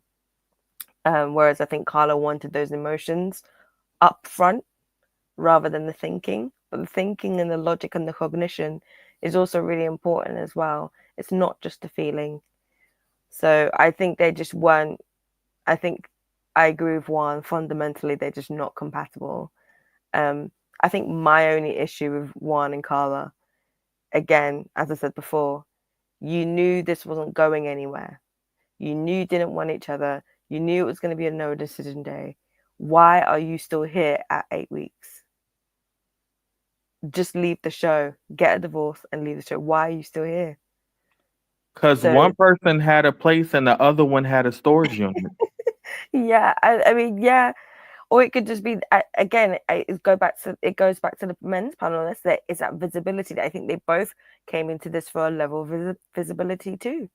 And I just feel like they're both on that same level there. I understand the concerns about Karla's stability, because she is unstable. There is a lot of up in the air plans, or plans that don't have any concrete start, middle, and end. And I think that also becomes very uncomfortable for someone like Juan, who very much has had a lot of his early life experiences are very unstable. He's had a very difficult early start. And so that stability is going to be something that feels safe for him. And if you're not stable, you are a threat. And his threat system is now on alert. So I understand why that can be an issue. But I do feel like some of his points were grasping, you know, when he was mentioning her not having a car. I'm like, you live in Chicago, you live in a metropolitan city. I think you can survive without a car. It's not that deep. But again, it's that grasping for straws when you feel like there's a threat in front of you, not necessarily because Karla is a danger, but just because she represents something that he is scared of, which is instability, which is not having a plan, which is not being able to say, okay, I can trust that she's not going to make decisions and make those decisions out of my hands. Because if you think about Juan's early experiences, a lot of those decisions were out of his hands, being moved to a different country, being taken care of by his grandmother. A lot of these decisions were made by other people. His life trajectory was in other people's hands, and it felt unstable, it felt unsafe.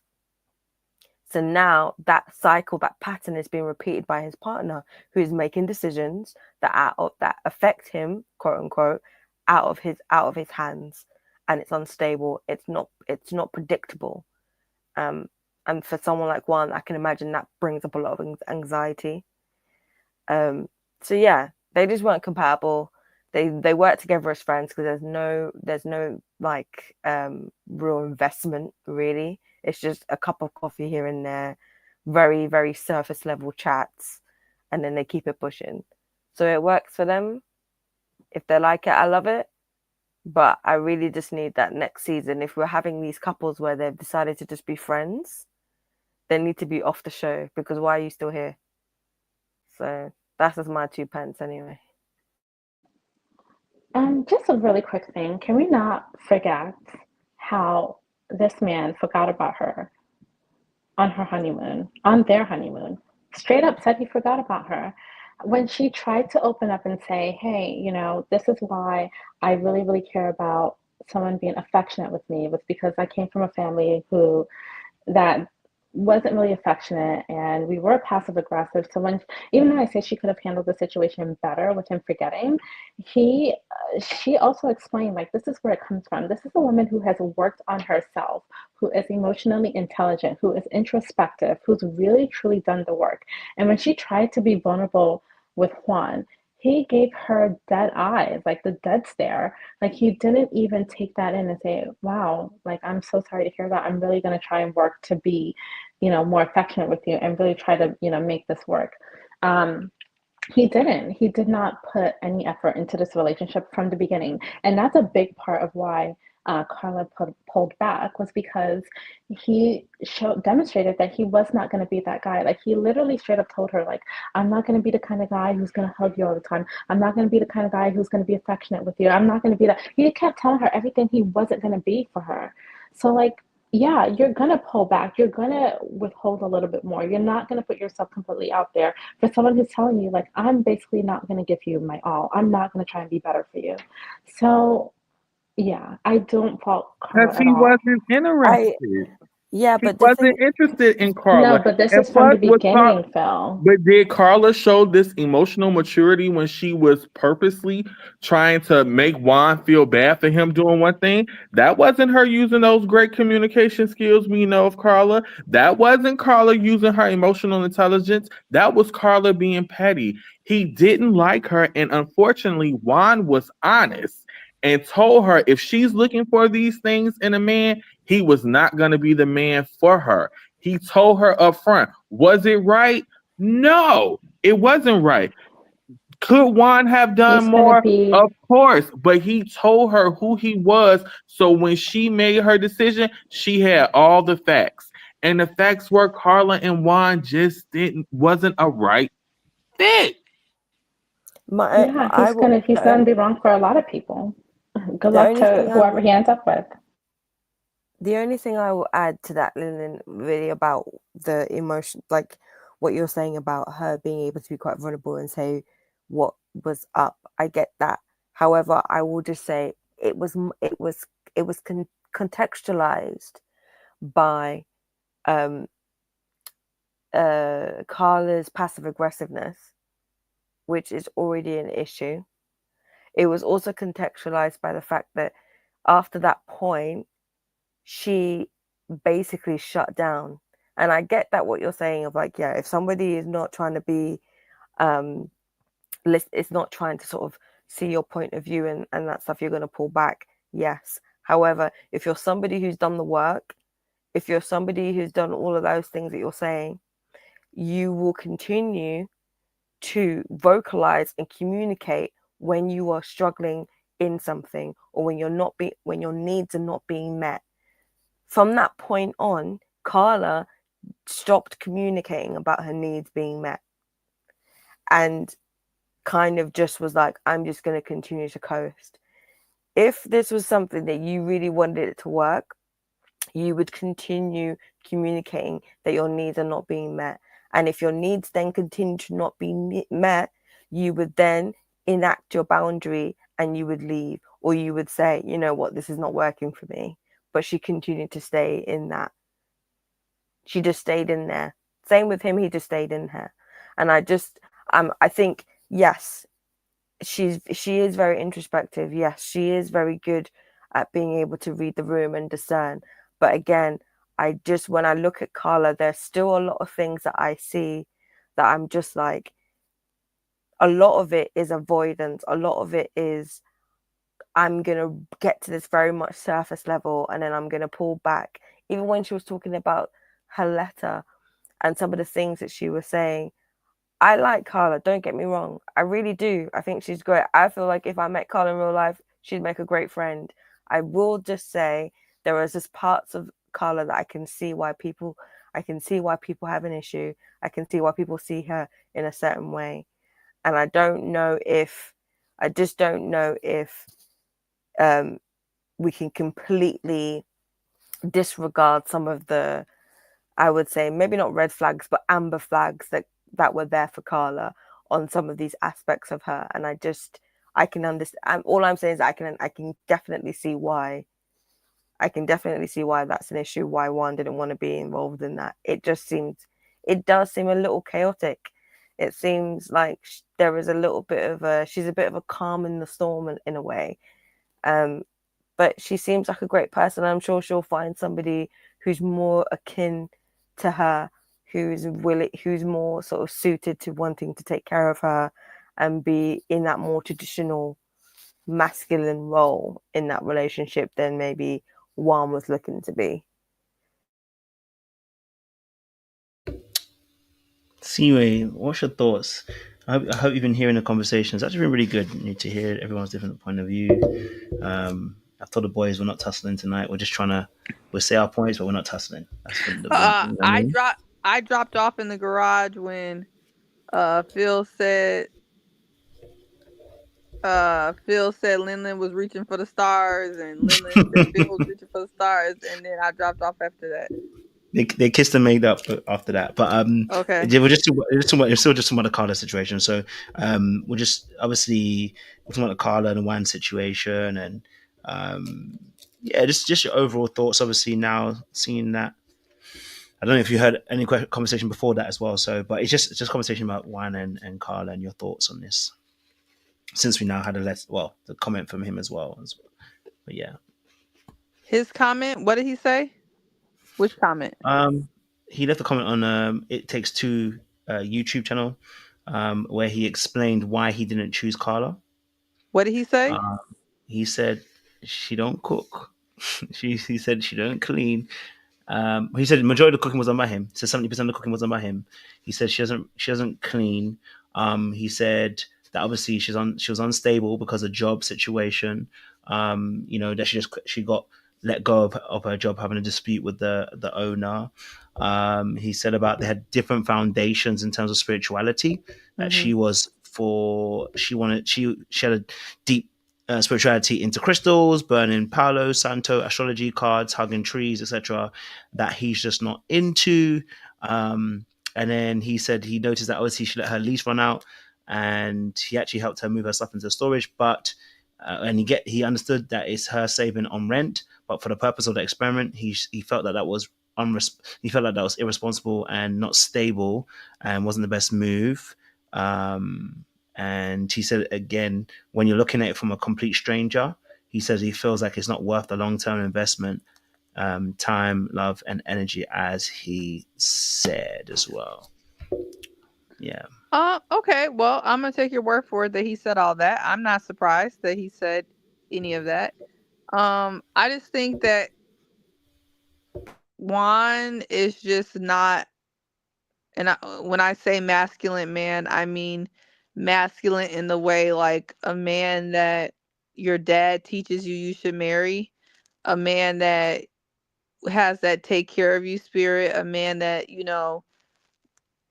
I don't know. He's just not that guy. I think Juan wants a 50-50 partnership with, which is, that's his right. And I'm sure he'll find somebody. He looks like he sounds like he's already found somebody that that fits that mold, but he's just not that guy.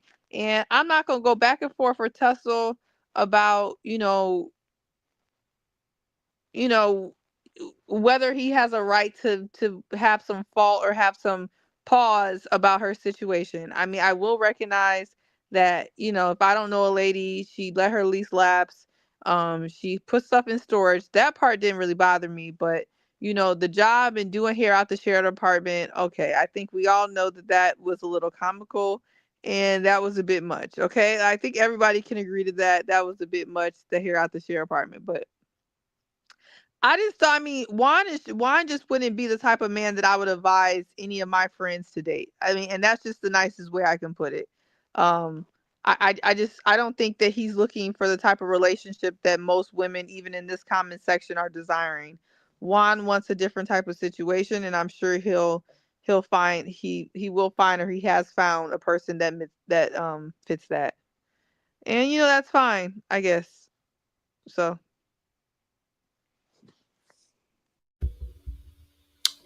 Yes, Easton. No tussling tonight. I think Kojo covered quite a bit of this in his breakdown earlier, but I think that it was a big issue with Juan being turned off initially. Kojo and I were talking about it a little earlier. I said episode 5, hour and 7 minutes in, and on that bus ride, I can send you the transcripts, but if I read them out to you, nobody in the chat would probably want their brother, their nephew, their uncle, their son dating somebody who, let alone marrying and hitched to somebody who would be like that forthcoming initially meeting them. And I think that Juan from the beginning saw that and was like, can I win with this? Can I work with this? And he was initially turned off. The other stuff, the cooking, the cleaning, and all the other stuff is, I think, moot points. But from their inception, I think I saw the look in his eyes in terms of him looking at the camera. He just looked embarrassed. All the other castmates looked at her and they were kind of like embarrassed, like, what is this person talking about? And I could just see that Juan wasn't really interested after that. I'm sure she's a great person. We tend to over-index people because they're pretty or because they're very emotionally intelligent. And I think Karla gets that.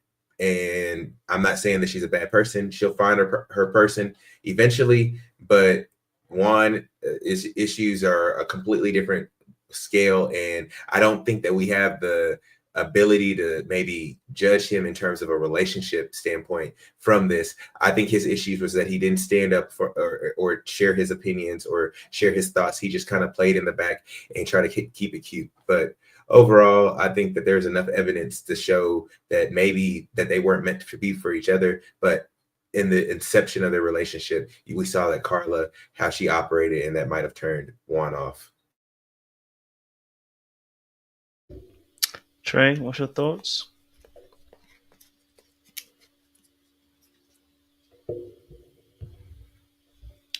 His Wi-Fi might not be Wi-Fi. Trey said he agrees with what I said. That's what he said in the chat. He said it in the cut in the back, right? He said that he also agrees that he doesn't want the repeat performance for. What did he say do yesterday that was that bad? I didn't watch. It must have been bad. No, it wasn't. That was triggered. He did what he did. What he always does, which is. I hear y'all. Oh, there you are, Trey. Sorry. I hear y'all talk trash. I'm on a quick report phone call, so skip it for a second. But no, Subway, I don't fully agree with you. I apologize. That's what you wrote in the chat. Not you backsliding. Yeah, but I'm listening though. Yeah, I'll just say this: Karla full of dust. Okay, I don't hate her. She's a nice person, but you ain't about to convince me that she's just, the greatest thing on planet Earth. No, it's too many problems there. Okay, I cannot. You You challenge us on having leadership and everything. I cannot be a good leader if I cannot look at her and deem it like, oh, wait, no, these are too many problems here. She will be a detriment to my life, not for me. But I'll be back. Peace, Skip. After saying his point, he said he'd be back. This was killing me. Exactly, gonna get his whole point of view. I'm not gonna tussle with y'all about Karla. The people who team Karla, the ones who ain't won't be, and it don't look like we're gonna find any meeting of the minds here. Wait. Real quick, I'll ask you a question. Based off of all the information that you know and all the information that you've seen of Karla, is that somebody that you would want shows brothers, nephew, uncle, anybody that's in your immediate family to date? Yeah, if I had a brother that was successful like me and he brought home Karla, yeah, I would be perfectly fine with it. You can't have two people floating in the wind though. But I think the value system that she has and who she is to me is what matters to me. So like I don't expect like if my brothers bring home somebody, I'm not looking at they what they do, this and this and that. I'm more looking at like their value system personally.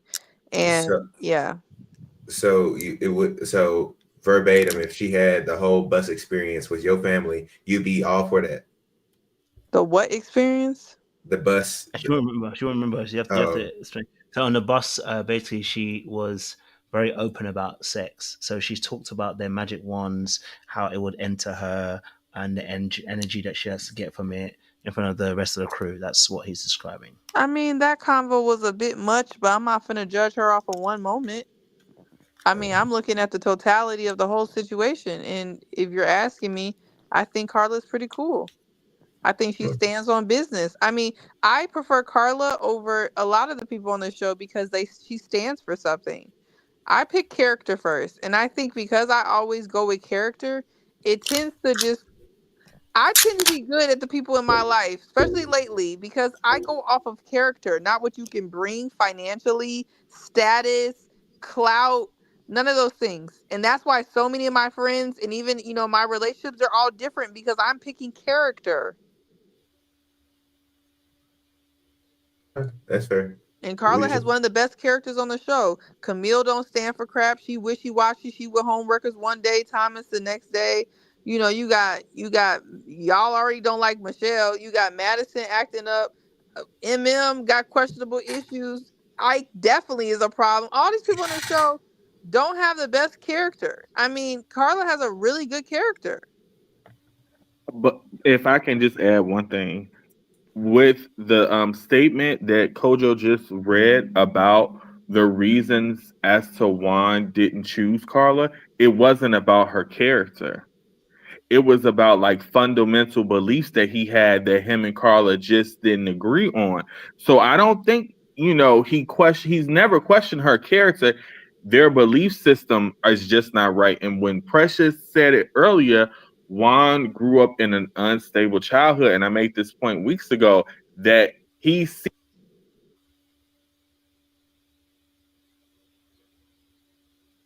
Damn. Is that Phil was cooking. Well, he was, and Illuminati took him out. That was the Lord saying we need to hear that crap. It's no point. It's no point at this point because Karla, people are just gonna ride for Karla. She's pretty. She seems like she has good vibes, and that's all you need in today's day and age. So it's all good. I mean, if your spirituality is important, so if I really believe that was the main thing, that the reason why they didn't work out, this wouldn't even be a conversation. I personally don't believe it. Did I go away? Yeah, you caught. She was halfway through, bro. Oh, sorry. I was just saying that Karla represents a familiar, unstable place in Juan's life with, him being an immigrant, coming from another country. Like he said, he grew up with nothing.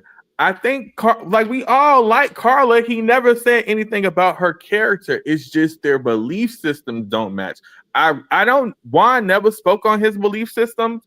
And I wonder what they are, because they definitely don't align with Karla's. And that's maybe a major issue for him. And I think like we sticking on the 50-50 warrior of it all versus what it really means to be with a person. You want to be with somebody who's aligned with your beliefs, and they just don't align on the same beliefs. I hear that. I definitely hear that, and I'm sure we'll talk behind the scenes. I mean, personally, I just think, I think this conversation, oftentimes when it comes to money, women, men, who's paying what, is a very privileged conversation. And I say that because if you have the privilege as a man to be able to pay all the bills, God bless you.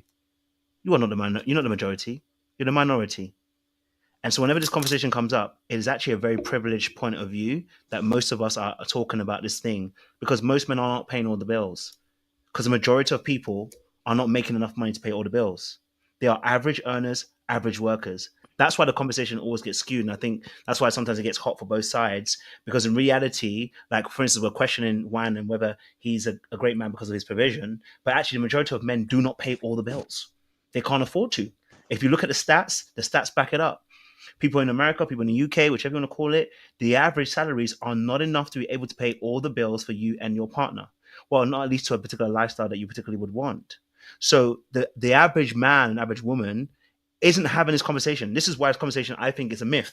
It's a myth because it happens on the internet, and it's a form of division between men and women all the time. And the reality of the situation is most of us are not grounded in a conversation in the common man and woman. Neither party. And so sometimes what happens is actually sometimes we're doing Karla disservice. I mean, we're doing obviously Juan a disservice, because really and truly, if Karla wants to get that kind of man, she's on the wrong show. You want to get a man who pays all the bills? Get off Married at First Sight, because you more than likely may not get that particular thing. You know what I'm saying? Right? You may not get that particular thing. And Juan too, yeah, you gonna be on that show. I'm not saying to pay all the bills, but I'm saying to you, like, you come on the show, right? You are going to get something. And my thing is, I wonder what he said to the experts as to why there were different spiritualities, because that's a foundational issue. I don't know why that was put across to him, but Juan's going to have to look at that too, because there were some issues on Juan's side in terms of his avoidance and the way that he deals with certain aspects and conversations. There were some issues that he had. I remember when he had the letter situation, there was that aspect, and there was another thing that he had as well. He's also passive aggressive as well, to be honest. But and so for me personally, I just think that there is. I see what both sides are saying. You know what I'm saying to you? I just don't think Juan's a dusty. I really don't think Karla's that much of a dusty, but I do feel like she's unstable. I think she's unstable. And unless you're rich, and when we're saying about people who don't care about people that are unstable, you have to have enough money to not care about someone being unstable. And again, we go back to stats. That is not the majority, that's the minority. So the majority of people do not earn enough for you to be unstable and moving as you are. It's not a man or woman thing. It's literally a situation where the common man and common woman do not earn enough. But we are privileged, most of us on this panel, because most of you earn a lot of money, and the circles that you roll in are very privileged. So actually, again, the conversation we're having is a very privileged one. And for the average man and woman, they're not on the internet talking about this. You know why? Because they've got bills to pay, and this ain't paying their bills. And guess what? The bill that's coming out, they both gonna have to pay it. Because right now, they ain't got enough money to do it. And I'm not saying that, I'm saying joking lightly, but it's a reality of the truth that people do not earn enough money to live that kind of lifestyle. It is a privilege to have that person where that person can earn all the money and say to you, ladies, don't work at all. And if you're blessed enough to have it, it's a blessing. If you're not, you're going to be paying some bills. And for that person, yes, stability is very, very important. So I do hear what you guys are saying. I think we're blessed. Well, I do want to respond to that because I feel like we've had this conversation before, and Lin made the comment, and I'm going to say it again since this conversation is renewed. The idea of a provider is always scaled to what is a reality for you. So I 1,000% agree that the idea that someone's going to be able to pay all the bills is a privilege and not a reality for the 99, a big percentile. But I think when people are talking about the 50-50 warriors, we're talking about the Devons that probably have some money.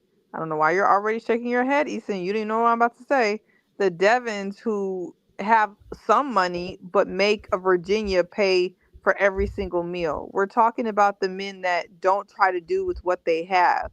So yeah, it boils down to these very simplistic 50-50 warriors, but it's about the mentality. There's so many people in college where they may be, maybe they're dating in their young 20s and they're splitting the rent because they're both at their, local jobs, doing what they can. But then the man with his little extra money, he makes sure he does something nice for his girl, gets her nails done when he can with his extra change, takes her to the fast food restaurant to show her that he wants to do for her. And usually that woman would be like, this is a man with what he had. He tried to do what he do for me with what he had. And those type of men, whether they have a lot or they have a little, are always going to be like that. And that's why I say watch out for the 50-50 warriors, because people like Juan, and I do agree with if you grew up struggling, a lot of times the idea of somebody like Karla is overwhelming. Just like for Michelle, the idea of somebody like David was overwhelming when you have that type of background. I do understand that. But if being taken care of mentally, a man that's always going to look to try to lighten your load when he can, look for that. It's not always about what bills a man can pay, or if he could take care of you in everything, or always get your hair done and nails done, whatever. You got to cater it to your situation. So, because there's a lot of rich men who are still 50-50 warriors because their mentality is effed up. They'll see you struggling and be like, "No, here go $5." So that's what I wanted to clarify. But I do agree with Kojo. Don't get lost in the sauce. Having a man pay all your bills may not be the man that could do that in 2025 may not be the man you want, because it's crazy time in the dunya, whatever Kojo be saying. It's crazy times in the dunya for sure. I was just saying, I was just shaking my head. That I agree. Sorry, go ahead. I was just shaking my head because that whole Virginia and Davis situation wasn't all what was cracked up, but I talked to both of them, so I got a little bit more information on that. I remember you said, yeah. We'll tell them after. So we'll tell them after. But either way, neither here nor there. I push it back a little bit on Seaway's point, because like Mavs and a lot of these dating shows, people are dating a little bit more, are dating in later of their life, like they're more seasoned. So obviously there's going to be a lot of circumstances that may provide some level of comfortability. If I'm making six figures and I'm a little bit older, so I have the ability to do more. But the 50-50 warriors who may be older on Mavs, that I think it really stems down to being generous. If I'm a generous guy, I can give something. It could be a little bit, it could be a lot, but ideally that's the sweet spot. But we also live in a day and age where us men, we do have a lot of privilege, and we do understand that there's lots of different areas with violence. So there are financial violent areas where we can exploit. So there's more of a position of power for me when I have more financial capabilities than you. So if Karla does want somebody like that, we can't be on the back end and be like, oh, well, she should saw it coming if something happens to her, or if the dude is over here dangling, paying for bills or something like that in front of her. No, I think that the 50-50 mentality, and I'm not a 50-50 warrior by any means, like I've said from the get-go, I think that a lot of people are going into this now because they're wanting to be risk adverse, they're wanting to be safe, and they also know that I can be seen as somebody who's benevolent if I do have control of all the finances and whatnot. And plus, you always want to have somebody who buys in. When I'm older, I want somebody who's bought into the idea of our financial status, who has something going on for themselves. Who you're going to ultimately be my wife. We're going to have a family together. We're going to be building things together. And so if you don't even have anything that's substantial right now, what did you do with your time? Now, what are you doing? You're wasting time. And so I'm not saying that Karla is useless or anything like that, or she didn't build anything up because she worked really, really hard. But this conversation gets really convoluted really, really quickly, and everybody wants a generous man, but we don't realize on the back end of a lot of that, or a generous woman in the same vein, but don't realize that comes with a lot of issues too. Just because they're generous doesn't mean that they don't have expectations and different things like that. Oh, sorry, Lynn, you want to say something? Yeah, I just wanted to add some quick thoughts. Definitely agree with everything that Seaway said, like when I talk about Dusty, I'm talking about your mentality as much as like some of the other stuff that we talk about as well. Like it's just a real turnoff. Like I think about Juan and I see where he gets it from with his father, where like I think it was even like on their wedding day, he's already like, so what do you do for work? Or whatever he said. He was like basically like they're trying to get at like, you know, you need to bring something to the table. You need to bring your basically money. You need to bring the money to the table. How are you going to contribute to this household financially? Like it's just a turn off for women to like when you meet a guy to have the feeling that like he desperately needs your money or like he desperately needs your financial contribution. I don't know what the equivalent for a man would be, but I know as a woman, like that's just a turn off. And even if you are contributing because for whatever reason, like you two just have to make it work. I'm not saying that I'm against that, but it's your whole mindset behind it. Juan seems like even if he had it all, he still wouldn't want to give you. He still wouldn't be generous.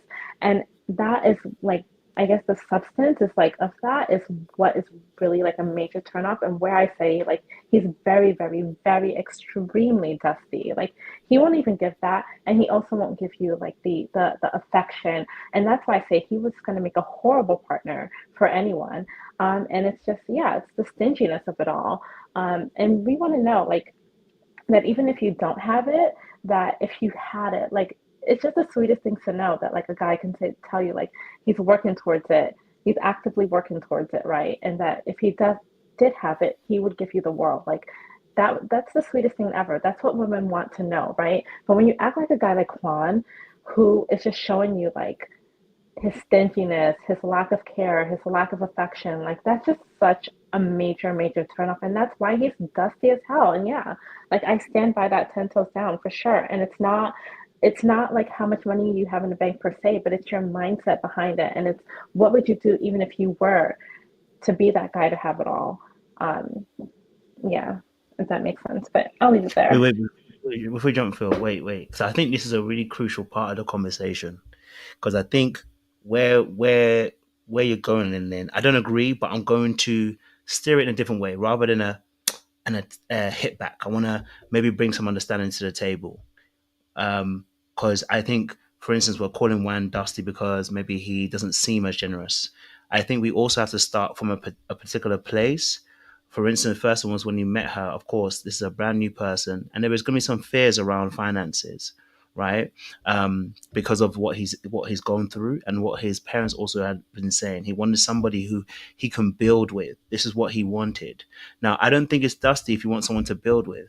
What is dusty is if he was taking her money and saying, listen, I'm going to use it on whatever I need to use it on. That's not what he was asking for. What he was asking for was a person who could help build. And I think that's very important in terms of the angle we're going for. Otherwise, everybody gets labeled dusty for wanting a woman to partner with in this life, when I keep saying that most people do not earn the kind of money that we're talking about.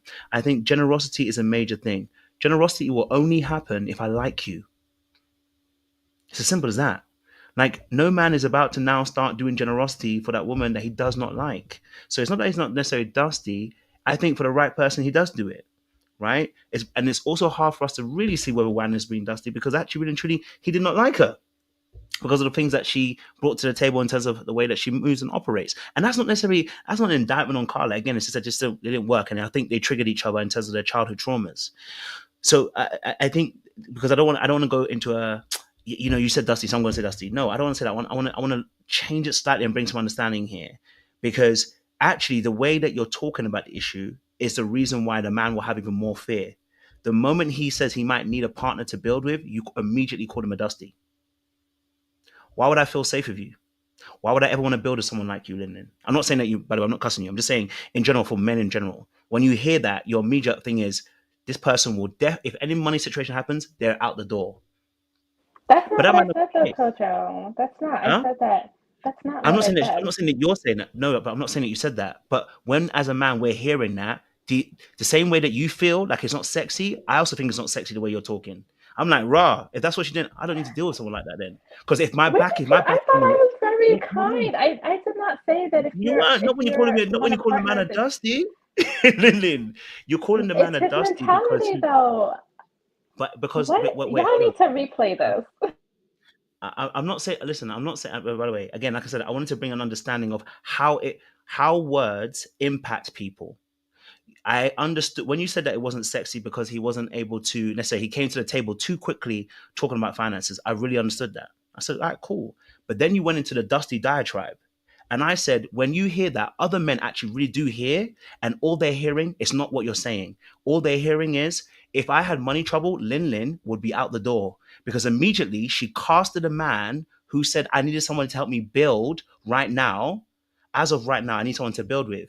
And if he's got a scarcity mindset, it's not necessarily that he's even a dusty. He's afraid. In fact, he had the same mindset that Miller had. The same mindset. When you're dealing with fear and the way that you operate with finances, that you are very tight-fisted with it. You're trying to run a very tight operation. And I'm saying to you, I actually agree. A man should be generous. You should look for someone who's generous, and that doesn't include you having 100K, 200K. I'm not saying that at all. That is generosity is a thing. But why would he be generous with someone he doesn't like? That's what I'm trying to say to you. Like, he's not going to do the most. That's why he couldn't get physical with her, and I'm glad he didn't. That's why he couldn't do too much emotion, and I'm glad he didn't. Because he would have roped her into a situation that really and truly he's not presenting himself to be. He's not interested in her. So if the man is not interested in you, they're not going to lend their resources. Neither are they going to be generous. So, but again, I'm going back to the point of saying, I'm not saying that you're a bad person. I was just saying that when we hear that as men, all we're hearing is, okay, so the man asks, he wants someone to build with. He's dusty. All right, cool then. You're the kind of person that will leave me. That's what they're thinking. That's what we're hearing. And so I'm saying to you, like, I think there has to be a little bit more nuance with one. I think we're and that's why I said I'm not going to call Karla dusty. I think she was unstable in the way she operated. And for most men who are average, not your high earners, your average men, this will be quite a little bit scary. Like, whoa, bro, I don't know. You're a bit over the place. I do need someone to help build with. That's why I said it's a very privileged conversation, because the average man doesn't pay all the bills. So it does get a little bit triggering for the average man. Because I've been there and I have finances that were average, I can tell you this shit, that would have been triggering. I'm like, well, this person wants to build with me. I said I want someone to build with, I want someone to grow with, I want someone to, so we can take over empires, and they're telling me I'm dusty because I want to do that. I hope that makes a bit more sense. I'm not trying to attack you. I'm more trying to get you to understand how that can affect the other party in that sense. I hope I'm making sense. And maybe it feels like an attack, and I don't want it to feel like an attack. I wanted to kind of bring a bit more understanding to bring it down. You know what I'm saying to you? No, I don't feel like you're attacking at all. But I just don't think you quite understood what I was saying. So what do you hear when I say that it's his mentality, it's his lack of like this, having the spirit of generosity goes a long way. Like it matters even more than like your actual finances is what I'm saying. Mm-hmm. It's not necessarily that you have to have it all in the bank right away, right? Just that you are actually working on it and accomplishing those goals. That's very important. Not just saying you're working on it and it's not working out. It's not working out and you're just like not even trying to pivot or make a different move. Like you're working on it and you're accomplishing those goals and you're getting there. That's definitely a part of it. But the other part is like this, having the spirit of generosity is going to take you a lot farther than like what your bank account actually says. Like we want to know that like even though you don't have it, with what you do have, you're a generous man. Like Seaway was saying, like with what you do have, like I'll get you those little things. I'll do those little things for you. Like I will do what I can for you with what I have. Like I was saying, like that's super sweet, you know. But when you meet a guy and you get that sense that like even if he had it all, he still wouldn't be like a good man to you. He still wouldn't like be generous to you. Like, and there are plenty of men who are like that, like Ethan says, who have are financially, you know, well off, but are not generous, are not caring of their spouse, of their partner, etc. in that way. Like, of course, like that's pretty dusty too. And they're financially well off. Yes, that's dusty. So what I'm saying more is like the mentality behind it, not necessarily like, okay, you might need, you know, help from your partner. That's fine. But like, we want to know that like, what's your mentality behind that? Like, are you still a generous man? Or are you just like, damn, I really need you to like contribute to this household, and you're, you know, if you can't contribute financially what I need from you, then I don't want to be here. Like it's just giving when you're like really, you're giving off the vibe that you're like really desperate for a woman's finances. That's where it's a turn off. But if you're like, yeah, I just want to, you know, a partner that is going to be able to help, but like you're still going to be a generous man as well, like That's where I'm kind of coming from. If that Can makes I sense. interject for 1 second? I did. Wait, hold on. I did understand that, so I won't say I didn't understand. I understood that. I did understand what you were saying there. So if that's what you were saying, I did understand it. I was only alluding to the fact that, and I think Ethan put in the chat, but as we read earlier on, would you say that, okay, that man maybe didn't pay all the bills or do the extras like buying a mango smoothie, but if he was cooking and cleaning for you, would you still consider him generous?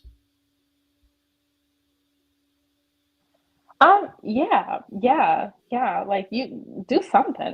You know what I mean? Yeah, absolutely. So in this case, Juan was cooking 70% of the time and he was cleaning majority of the time. And apparently, according to him, by the way, so we have to wait for the other side. But according to him, she never did most of that. If he was So would doing he still that, not be generous?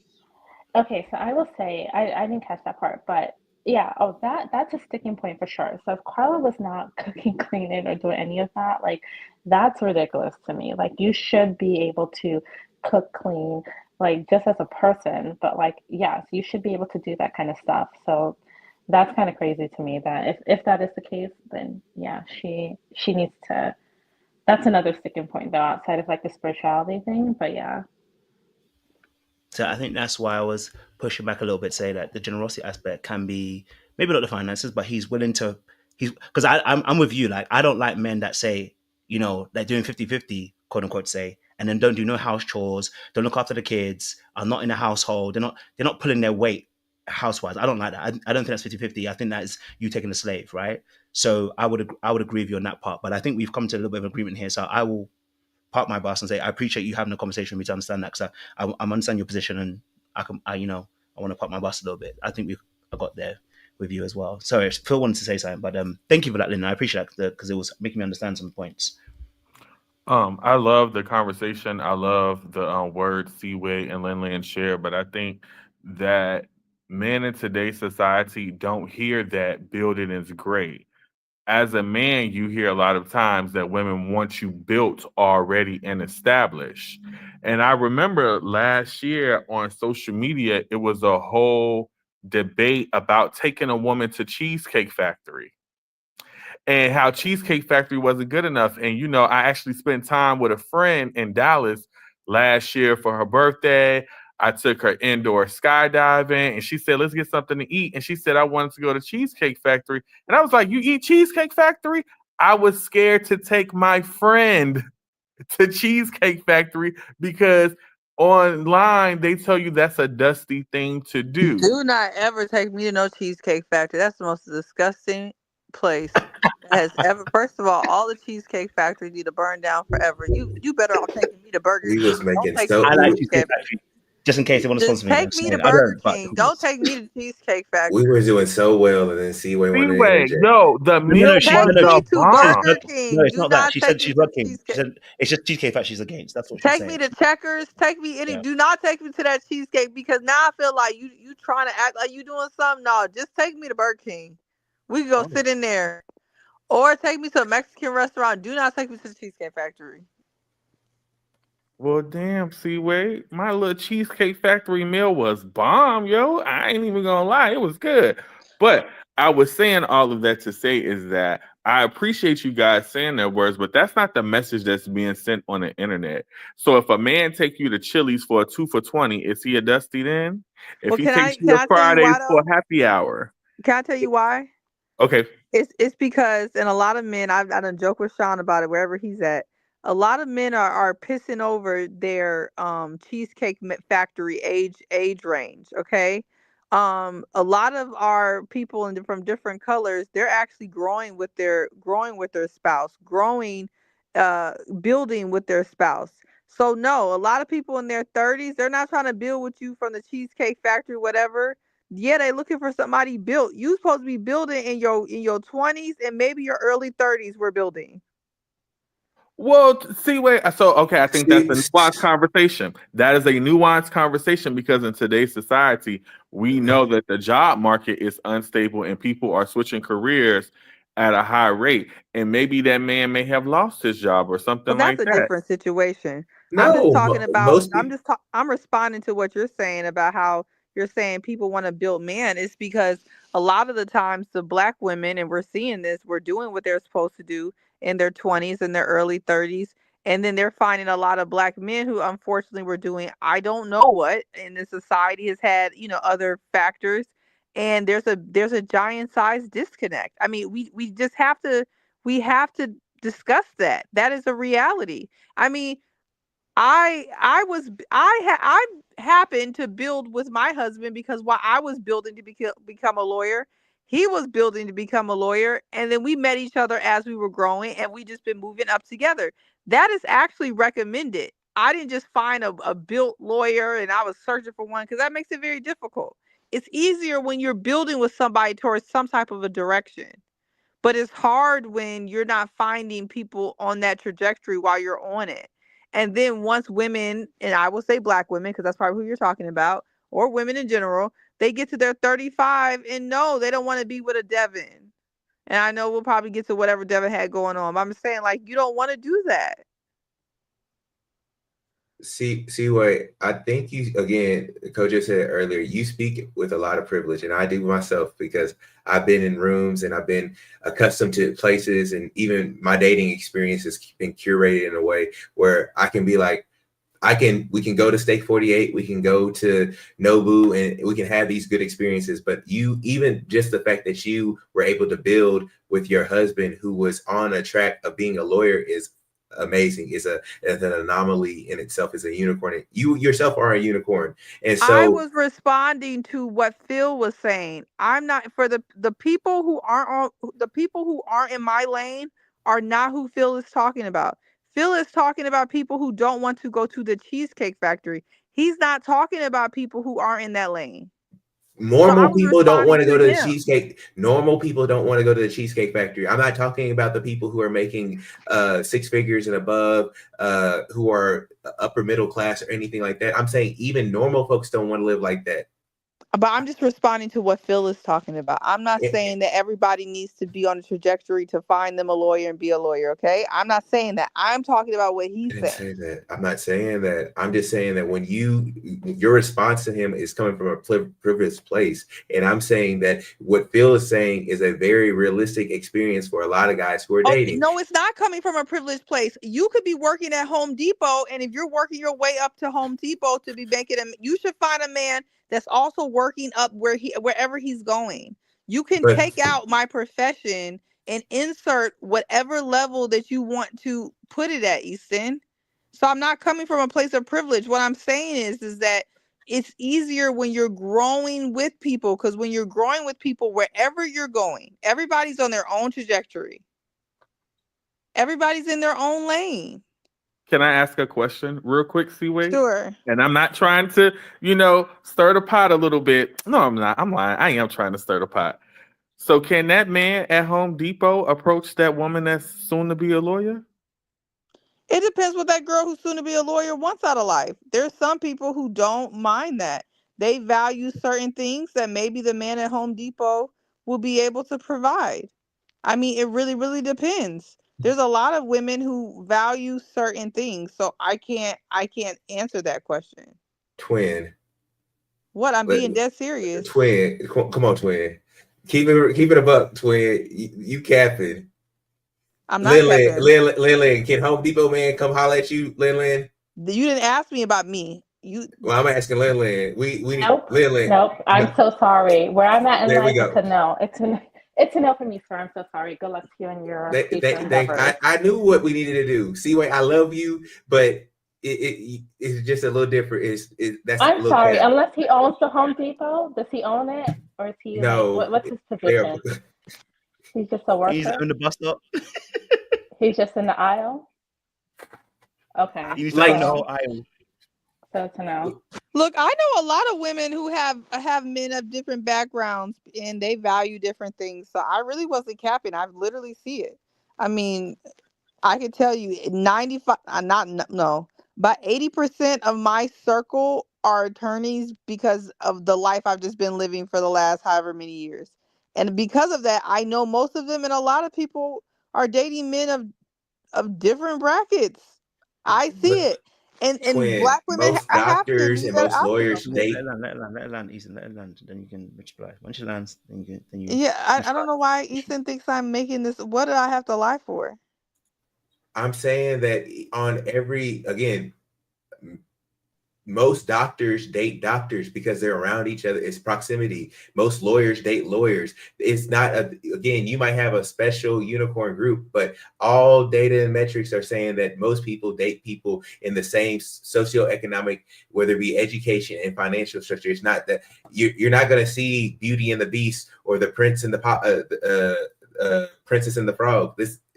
Not saying there aren't outliers, but most doctors and lawyers date doctors and lawyers, whether they were people that went to school with each other in the same firm. We know this, Seaway. You might have. I'm not disagreeing with that. You asked, just so I'm clear, because sometimes I feel like we gonna twerk over this drain. You asked me whether whether a lawyer would entertain the person at Home Depot, and I said yes, there are some that would. You didn't ask me, do the majority of people in certain groups date those other people? I would have agreed with you. Okay. Well, yeah, this is circling the drain. I got everything I needed to know. I asked Lynn. She gave me an honest answer. I think I'll just take that to the bank. If my answer was I just take that to the bank. I You got two are my the pettiest people on this panel. I got my swear answer. to God. You two are the pettiest people on this panel. I I promise didn't. you, because y'all. He didn't ask me if I would talk to the man I at Home know. Depot. Because if he did, I would have said no. No, I just wanted You two are somebody the who funny was. people, that's what I'm saying. You didn't ask two are me. the You funny asked people. Lynn a different question than what you asked me. I just wanted somebody. I just wanted Lynn to, so we had somebody who didn't have any reason to be biased. But it's okay, Seaway. I know that you wouldn't either. So now we have two people. Now you're capping, Easton. You two are the worst because you guys give backhanded compliments perfectly to each other. It's like backhanded court tennis. But listen, I think we can continue this conversation after. Listen, I appreciate everybody's contribution here because I think you discussed it in a mature manner, and I appreciate that because I think there is a lot of conversation here where there's a lot of feelings when it comes to money, relationships, how we want relationships to look like.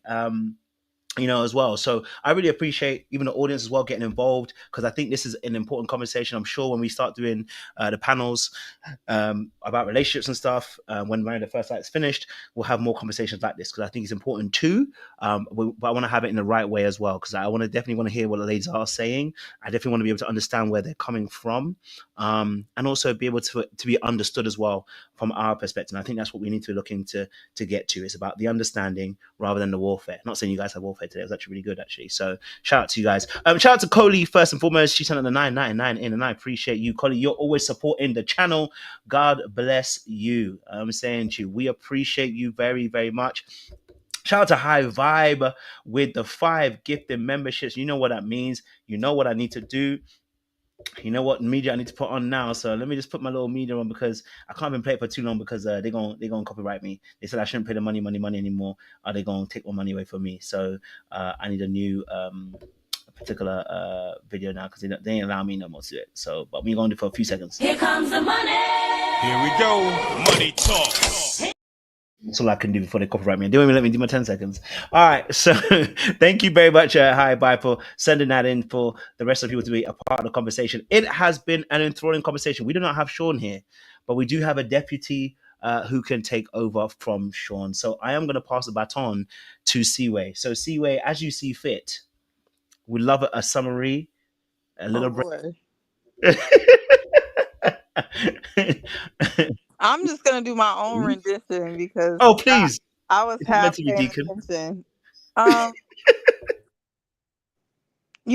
would just summarize this reunion with living your truth.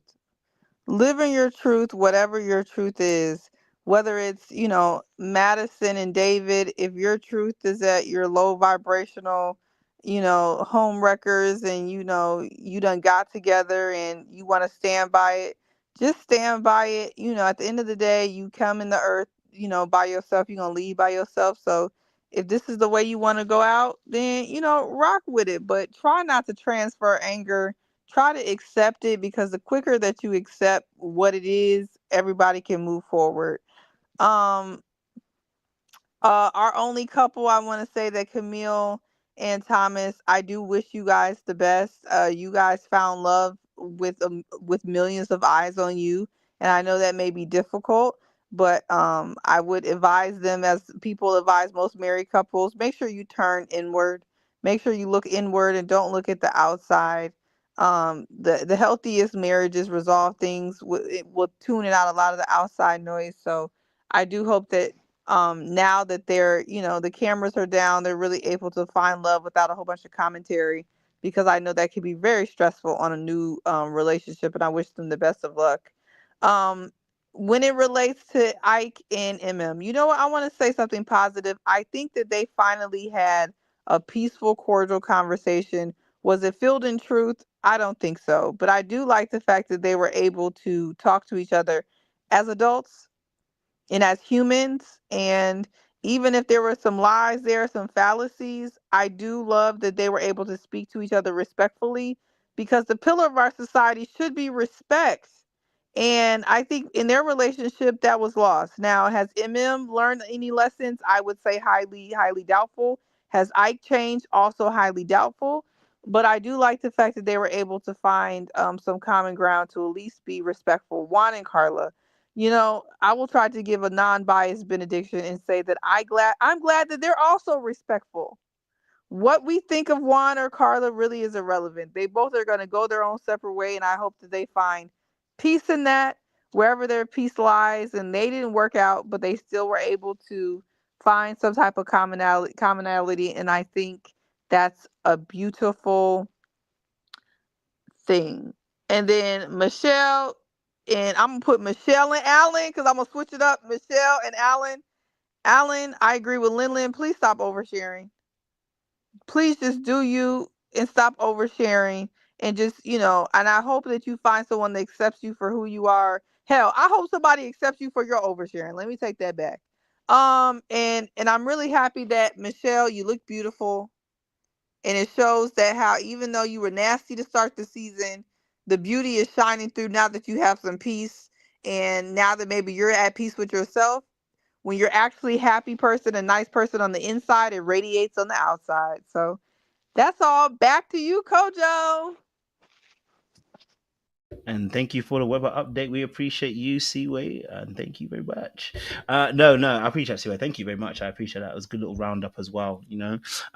Listen, as Seaway has also said, listen, we had a good conversation, and I appreciate that that the ladies got time to speak and had their say as well. It was good to hear the ladies alone and hear your thoughts on the show.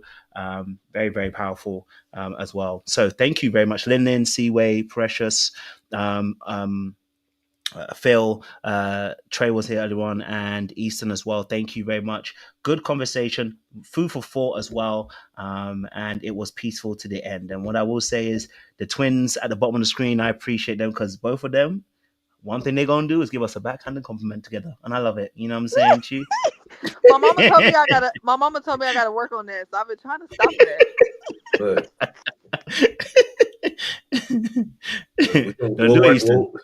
Look, I'll let it be, but like I said, we'll work with somebody from Home Depot. We can work on a project together. Since Seaway ain't gonna date him and Lynn ain't gonna date him. Here we he can go. Ain't Home Depot on the Trump list, or is that Lowe's? Which one we supposed to be shopping at? Home Depot's an orange one. I don't know. Is we supposed to go to Lowe's or Home Depot? Let me know, because I don't fix nothing. Y'all let me know. She said I pay for it to be set up at the house already, so one of them is supposed to be banned right along with Target, so y'all let me know. Anyway, you two are the worst. That's how I feel.